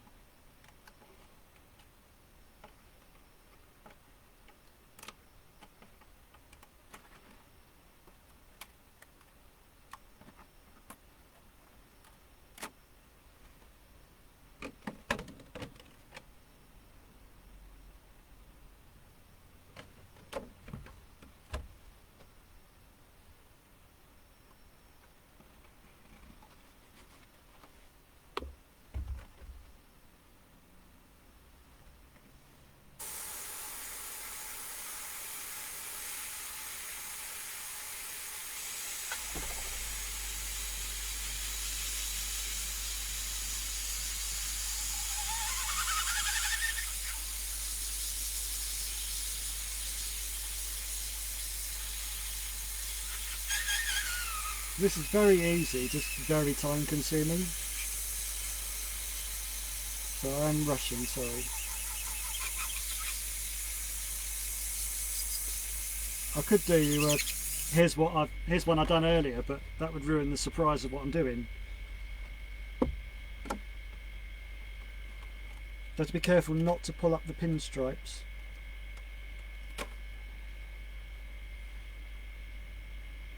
And then just rotate it round every so often so you're not getting the same design on the same place in a line.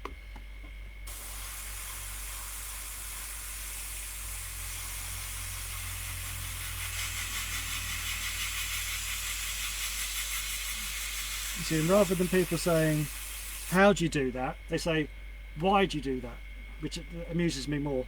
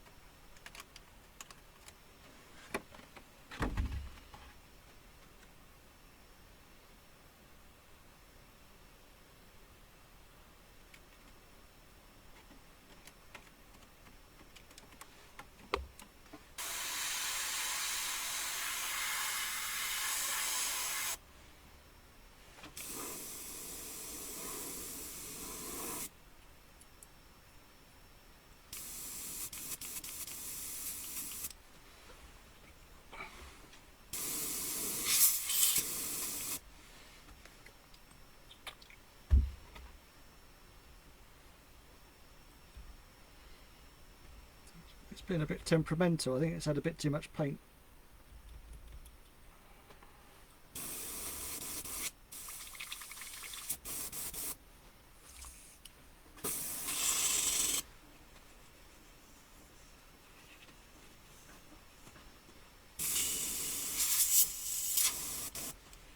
That's better.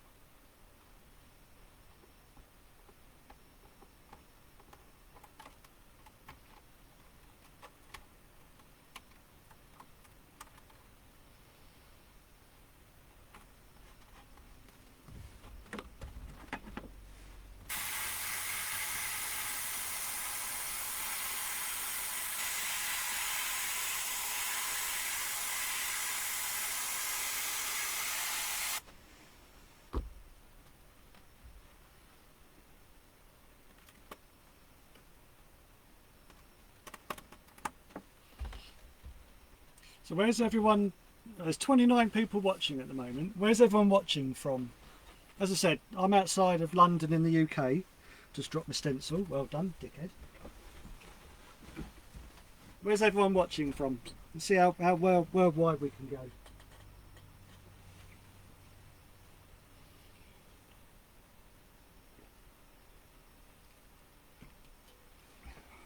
Well, Tony, have you just googled the percussive, the chrome?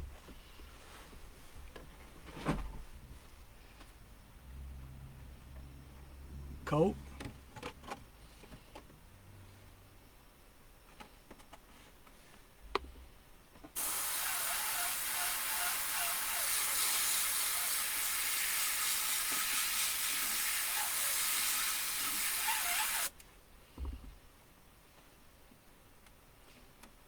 we're going worldwide. Hang on. What's the Steel City? Sorry.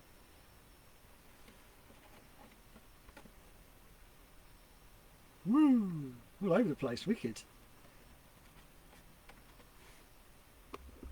I know Ben's got up especially early to watch this because it's like early morning there.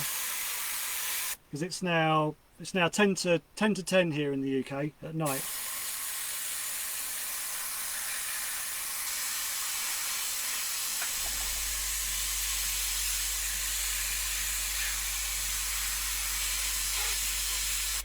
Because I've Detroit. I've got body shells in. I've got 2 to go to Australia. I've got 3 in New Zealand. I've got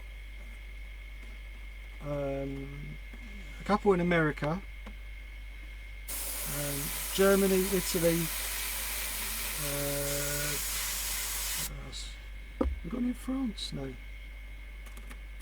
Turkey. Yeah, so I've got shells all over the place where my stuff's gone from customers, but I've never had it as worldwide as that. Ches Baker, Sturpshire. Houston, Texas. Seven Oaks. The Seven Oaks is near me. Medway, also near me. Not so nice area. Sorry, that's an in-joke. I didn't realise you were in Medway.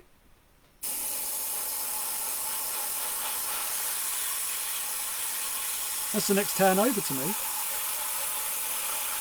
Obviously I'm in the posher one. So I told you I'd get a bit more gobby once I got a bit more confident.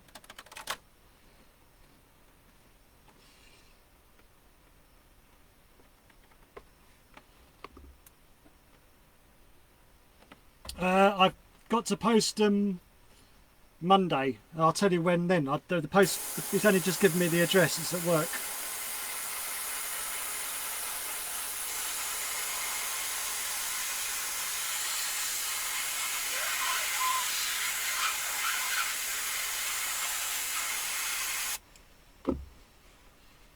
I've got to work out how much it's going to cost actually as well. Oh, South Africa. I got shells in South Africa as well. Because they got stuck in customs there for like 3 weeks. Oh, and Canada. Yeah, me getting all worldwide. Basil-wide, worldwide. So you can see now it's starting to appear. Don't worry, it will look much worse when I finished.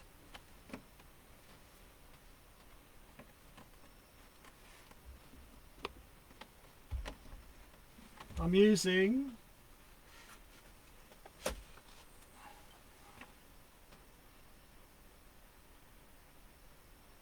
Ultra Mask Art Tool F-506. Don't ask me the gauge, I haven't got a clue.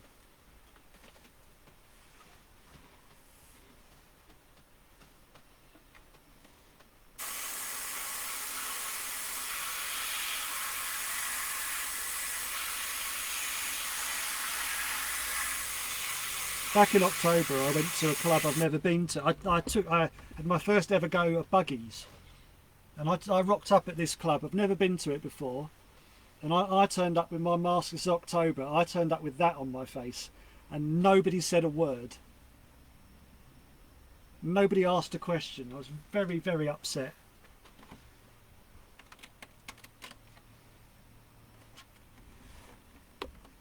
Because they're hoping for a reaction and no one said a word to me.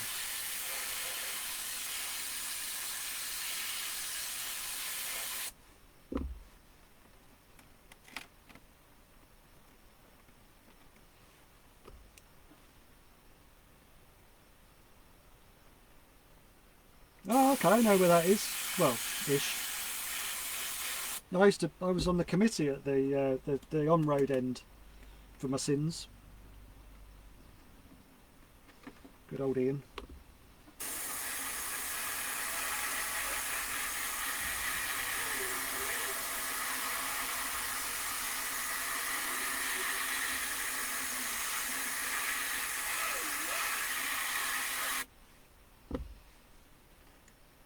See how easily it builds up. I mean, that's only a little square.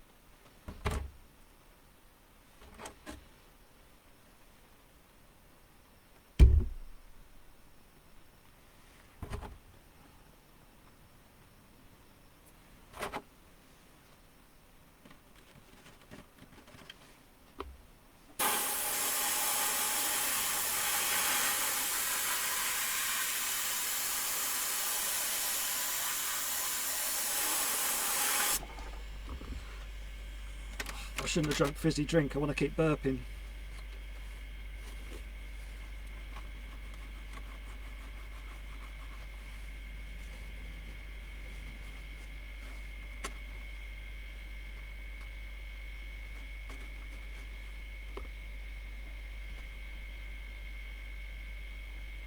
Yeah, yes, Max. Nobody wants to do this, nor would.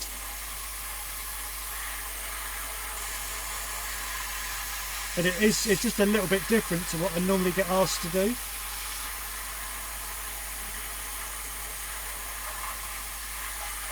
I'll show you my buggy. I've got my hang on 2 seconds. I've got my buggy shelters here.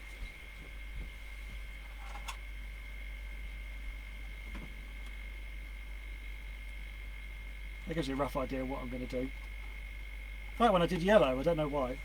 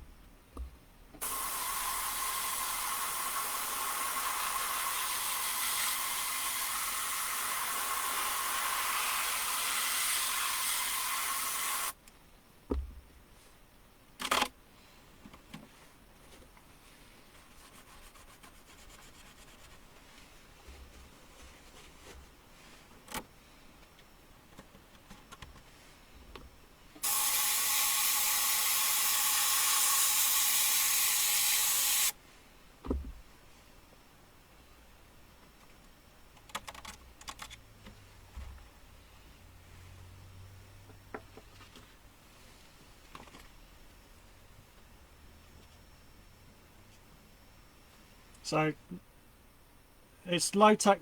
It's the same question I'm going to get again and again, isn't it? So it's low tack masking sheets,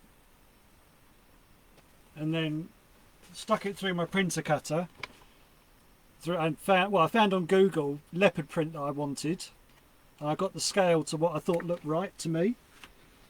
I mean, let's be honest, it don't look right to many people. And then it's just a case of just blasting it on in sections. Yeah, it's low tack, but it loses it don't last very long.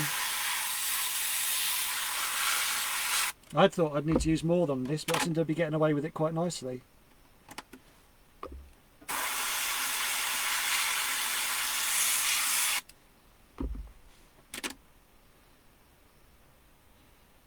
Keep remembering to rotate it so that the pattern's different. So.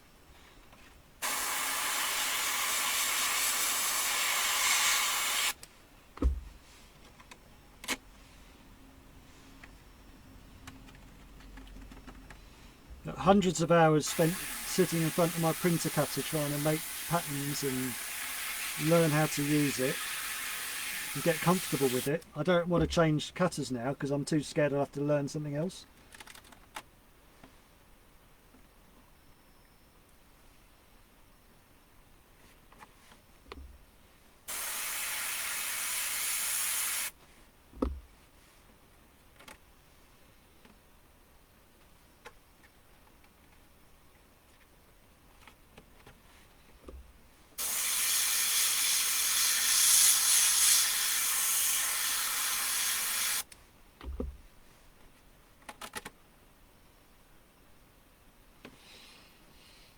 that's about it done really.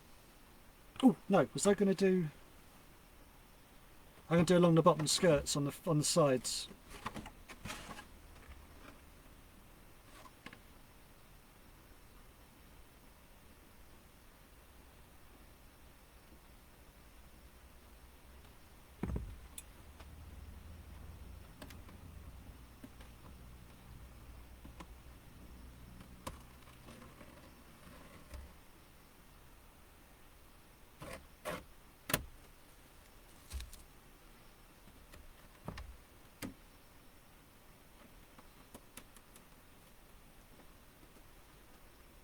No, that's going to look rubbish. Because what I've done is I've put a secondary, there's going to be a shadow, so I will put something along here. I was going to put pattern, but it's not going to look right. It's going to be too messy, says me.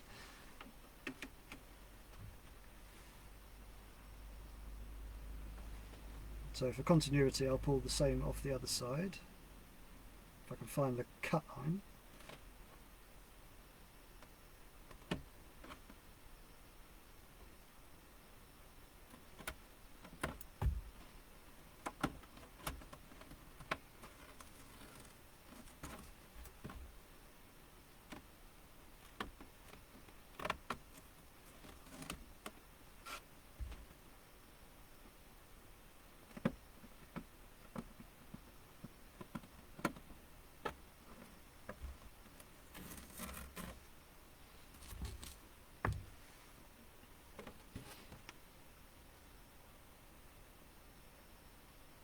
I suppose I could put a couple down that side, but it's going to look odd then not having them on this side.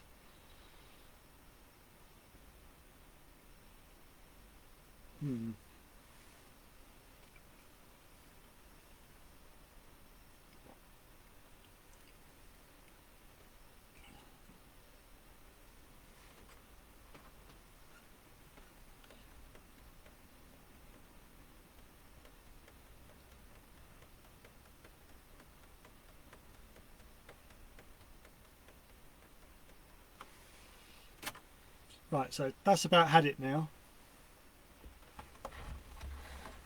Now, good tip, well I figured out, you get loads of leftover old bottles, just take a craft knife and cut the bottom off, and then you've got perfectly good, as I call them, flicking pots.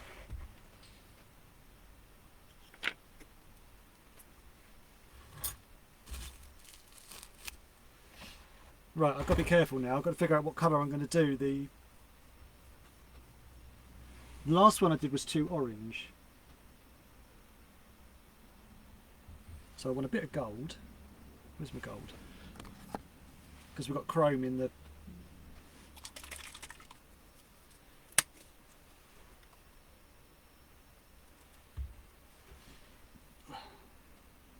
No, it's that one. Sorry, I lied.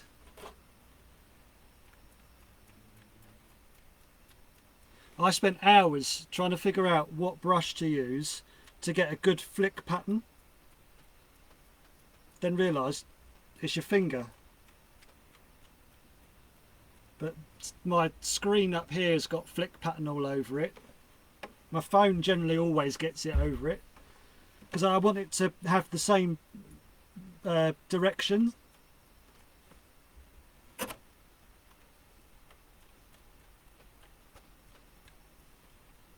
Really want to see those fingers. So this is the super secret basil flick technique.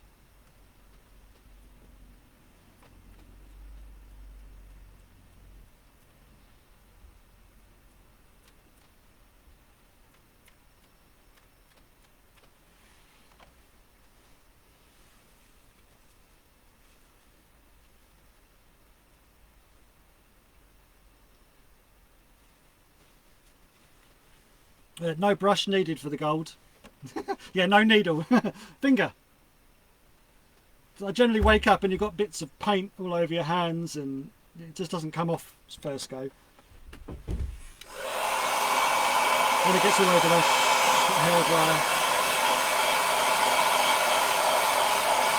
The only thing I say is make sure you flick in the same direction.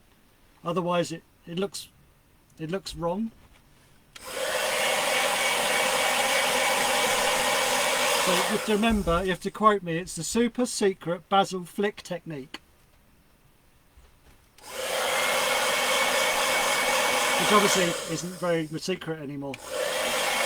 But you see people and they've got like about 30 different paint brushes and they're like, which one do I use to do the flick? You just use your finger.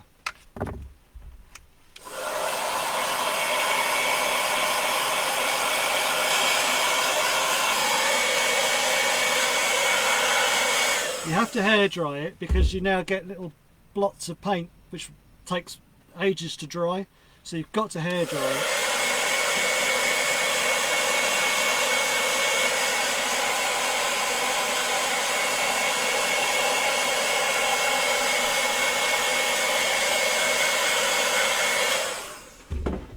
Right, and this is where you need a steady hand. So this is a knackered old brush with a very thick tip, very thick needles, and they're all stuck together and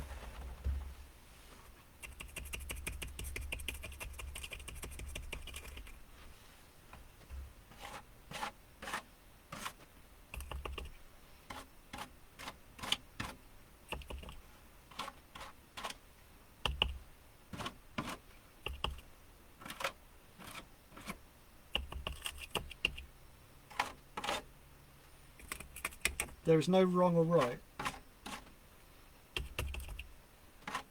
was going to quote Neo out of Matrix then. Nerd.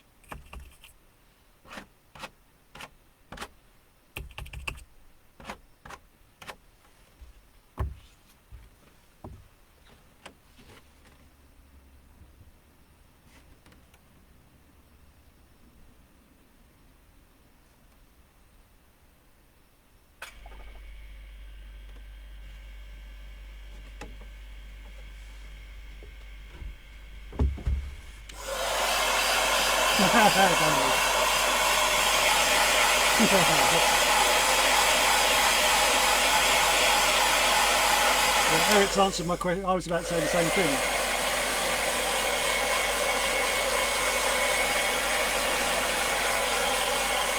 I'm not the best for super secret, super technical.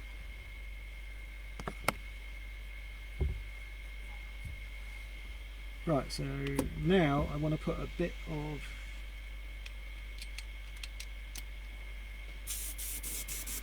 what colour should I put in with the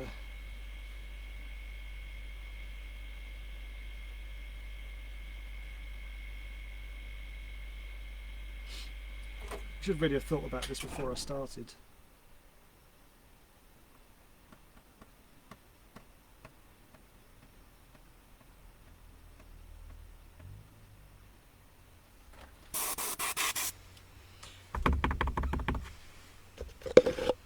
Now this is some of my own home brew in an old KFC container.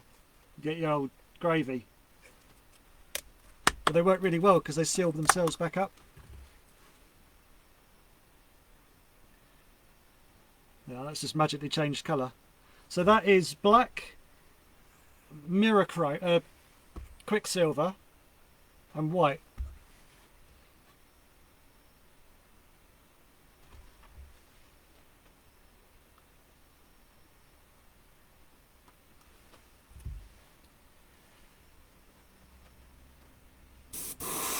No, too late. I've made my mind up.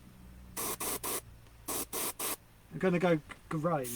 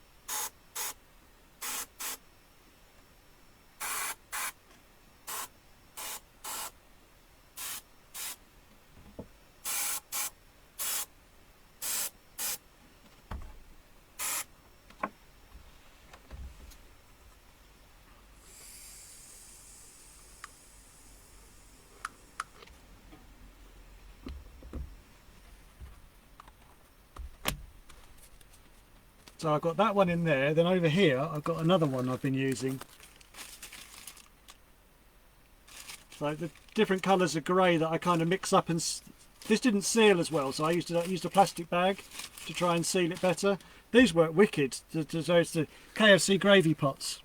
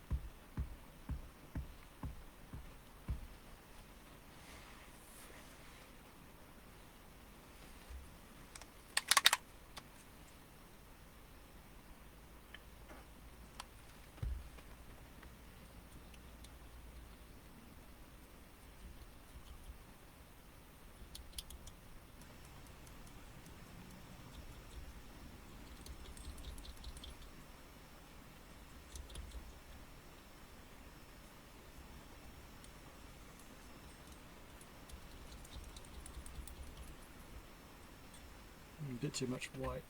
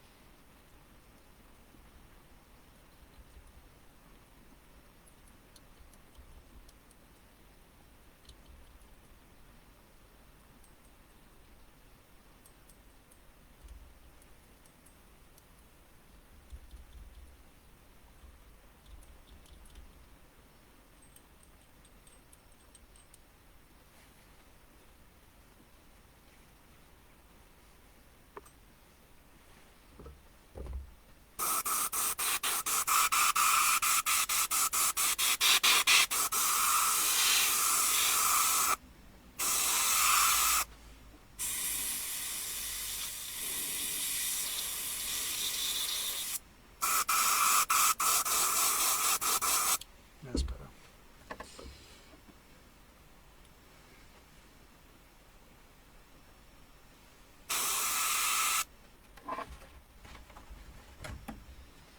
So we have a secondary shadow around the front pin. I thought I'd just make life more tricky for myself.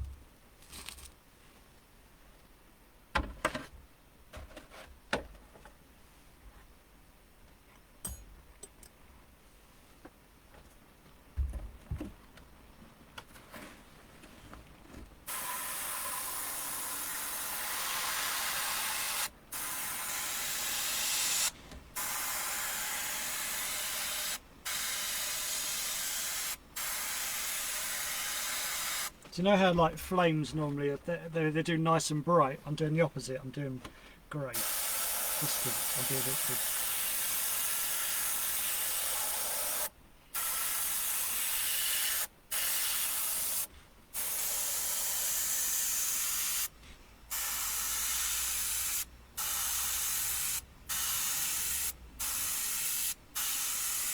So what it is I'll then pick out this other bit and it'll give it like a secondary white stage as well, so it should look pretty trick.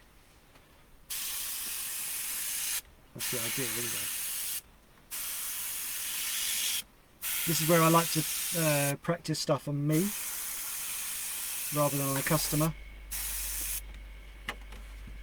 So I always do something slightly out of my comfort zone. Sometimes it normally doesn't work.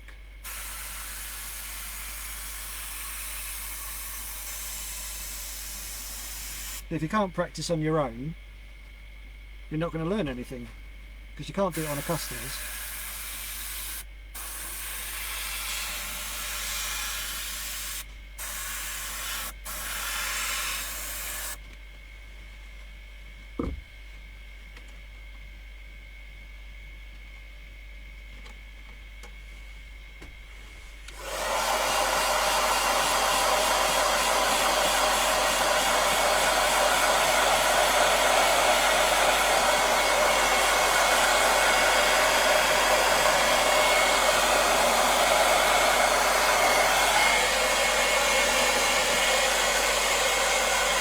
I knew this would happen. I knew I'd go off piste and do something completely different to what I was intending on doing.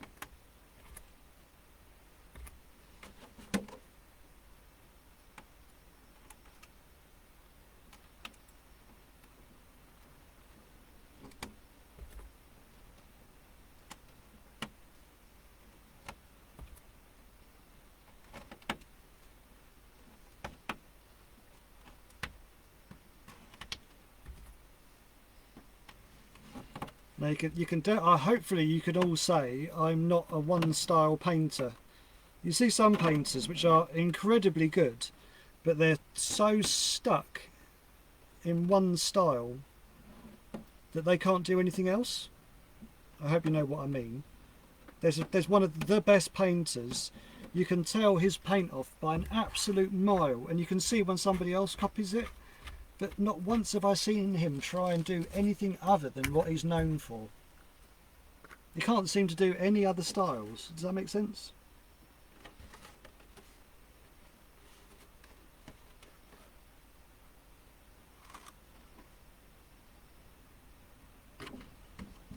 That was a bit of a shit stir there, wasn't it? Sorry. That's too good to throw away, that paint.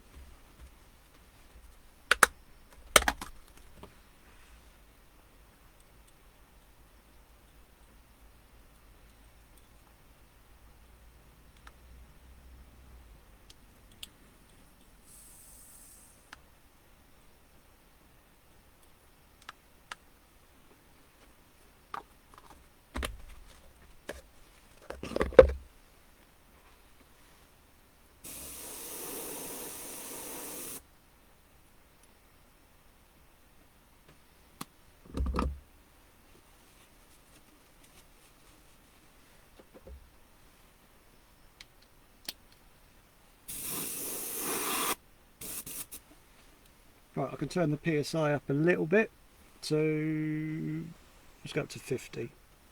So we were at 35.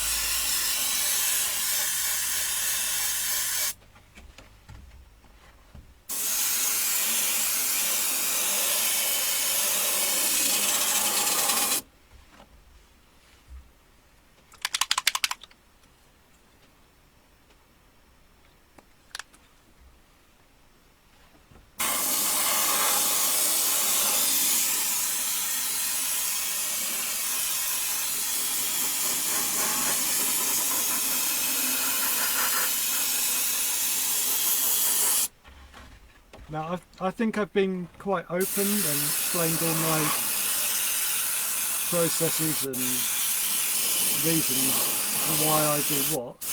It'd be really cool to see what other painters, when they do this, how they,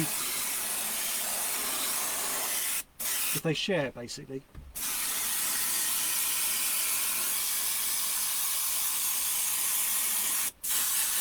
Because we're all here to get better, aren't we?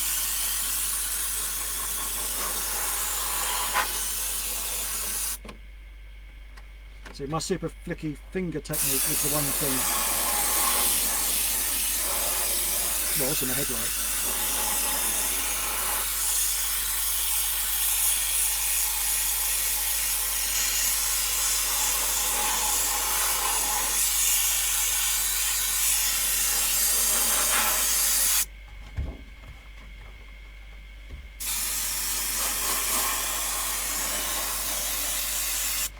Looks like a Cadbury's bar sort of chucked up on it. So we've got pinstripe to do and window frames. Now I'm thinking of the same colour for both, because there's enough going on already.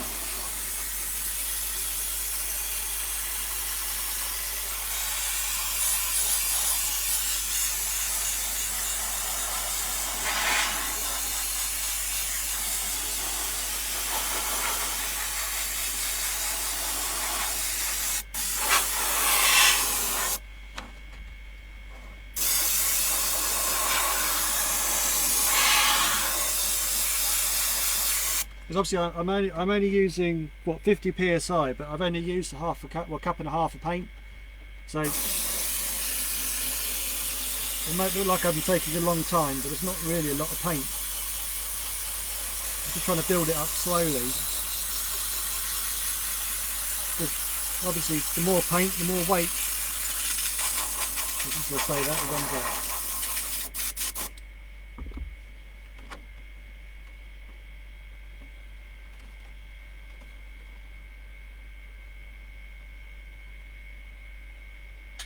So just trying to see if I've got any spots where I need to build up any thicker.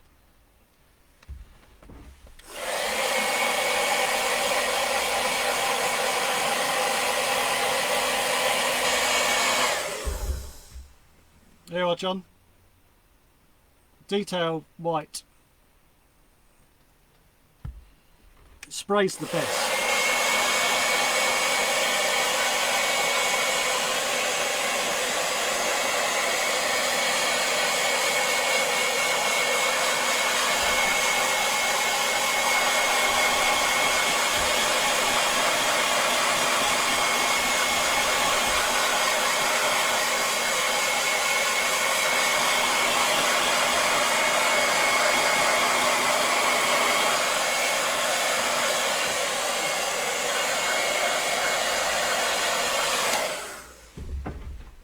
Right, so this is where I've got to start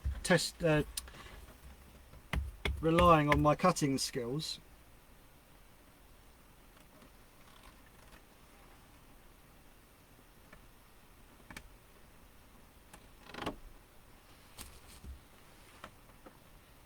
Around these window frames. This is the secondary window.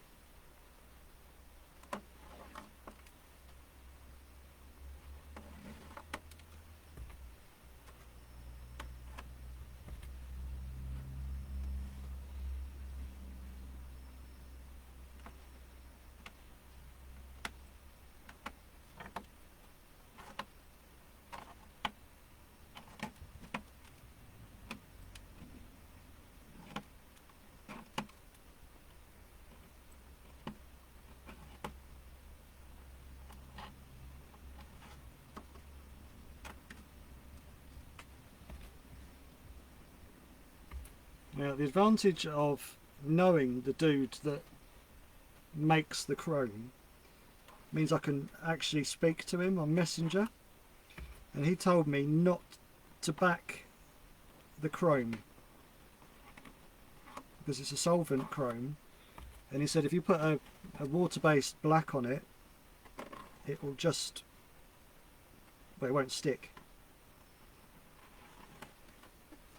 So I basically leave the chrome naked.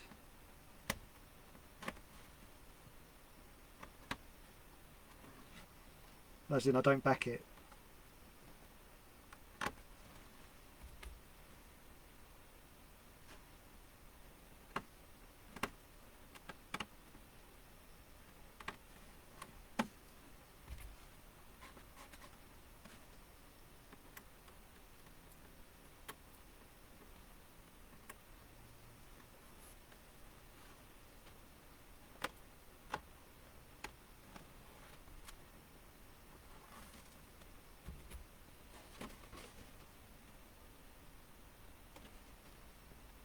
A quick double check that I've got all the bits off that I need to take off.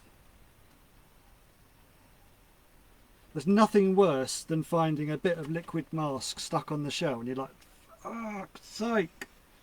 That was small, sorry.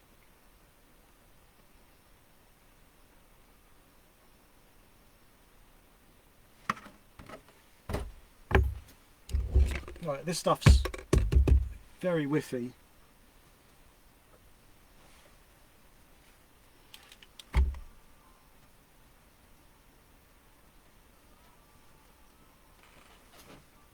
There we go. These work well. These are supposed to obviously stop a worldwide pandemic, COVID. But they don't seem to do shit to solvent spray. There we go. Another argument. I do have a proper mask, but my ears are on fire from wearing these headphones, so I'm not wearing that.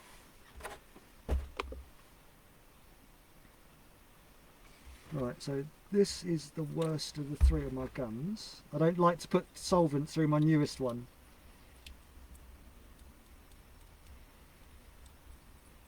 And as this one's already lost all of its inside chrome plating, it doesn't really matter.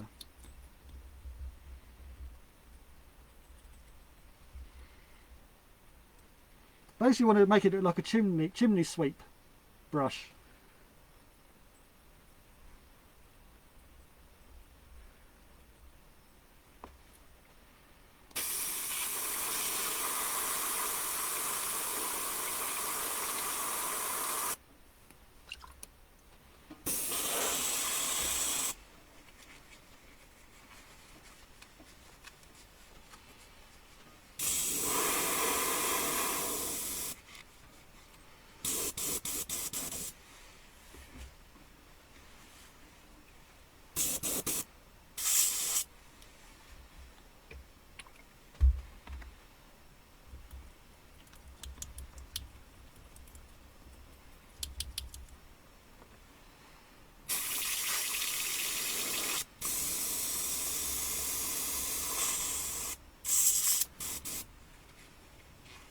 I'm struggling to figure out what I said that was interesting, Eric. I'm assuming it's the backing of the chrome.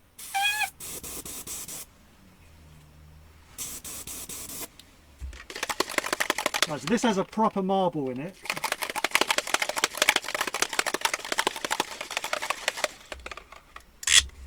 If you spill this on the inside of this, trust me, it melts when you rub it.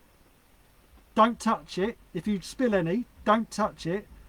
Hairdryer and just dry it. If you try and even slightly try and rub any of that off, it will rub the whole paint job off.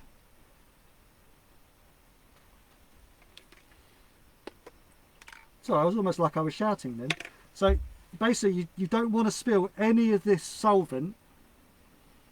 If you do, don't rub it. Trust me, been there, done that.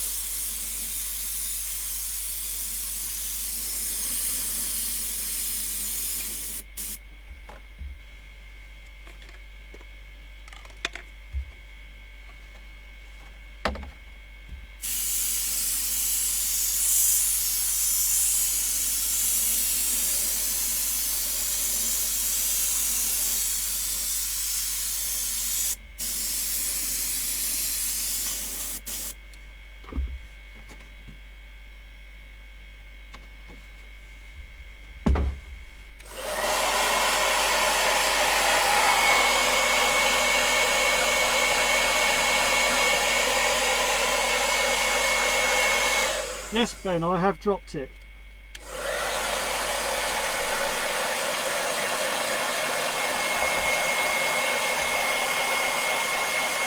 Let's call it a life lesson.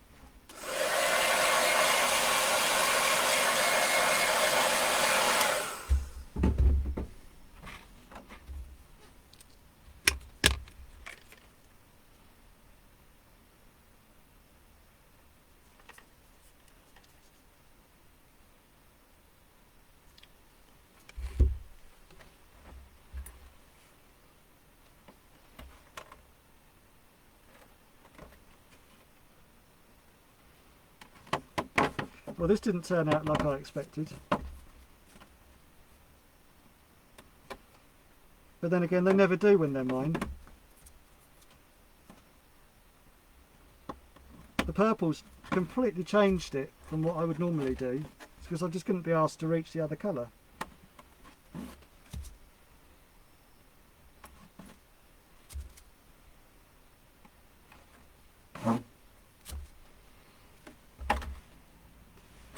I find getting them lick the overspray off an absolute bastard.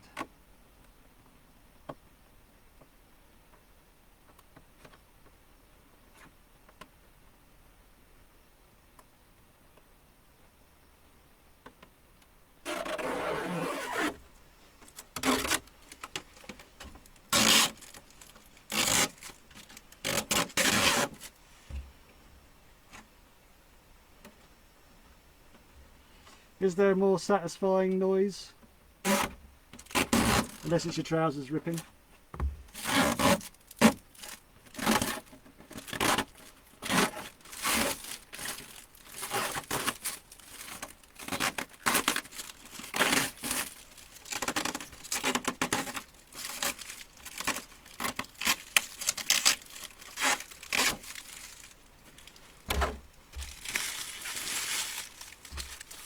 So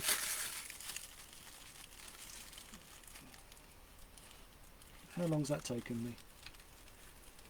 2 hours 38 minutes. So you could probably take another 40 minutes off that on my waffling.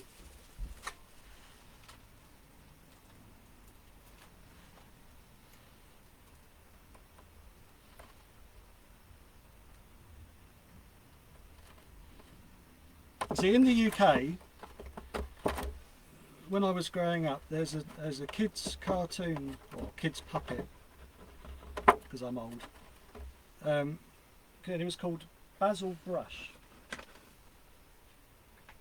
So I thought it was very amusing to half inch his name and into a play on words. So hence the term Basil Airbrush, because it's got no meaning other than the fact I thought it was quite smart. So there is if you look at it online, there is a fox, and the fox is called Basil Brush, and this is Basil Airbrush. So I haven't got done for copyright yet, thank God, and hopefully I won't. So in summary, we have, I stood up now because it's all posh, iridescent purple backed with chrome, backed with black. We have black, we have gold, we have homemade silver on the side, a bit of gold. Quite pleased with that actually. Mirror chrome, pinstripe top and bottom, 2 layers of pinstripes, lights and grills, and a bit of shading around that. Hopefully it looks like it's doing TQ every meeting, when I'm probably not.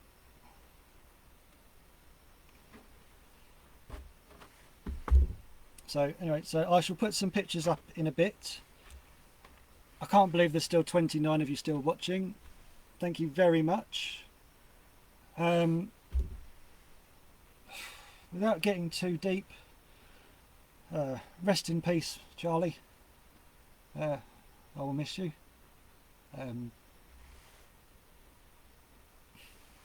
Helped me out a lot, taught me a lot of things. It was very odd. He would always answer my message, because I'm in the UK, and he would always be on Messenger to me, at 7:30 in the morning when I was getting out of bed. So God knows what time in the morning it was where he was. But you will be missed, sir. You will be missed. So, good morning, good afternoon, good evening, and good night. Thank you very much for watching. It's been an honour.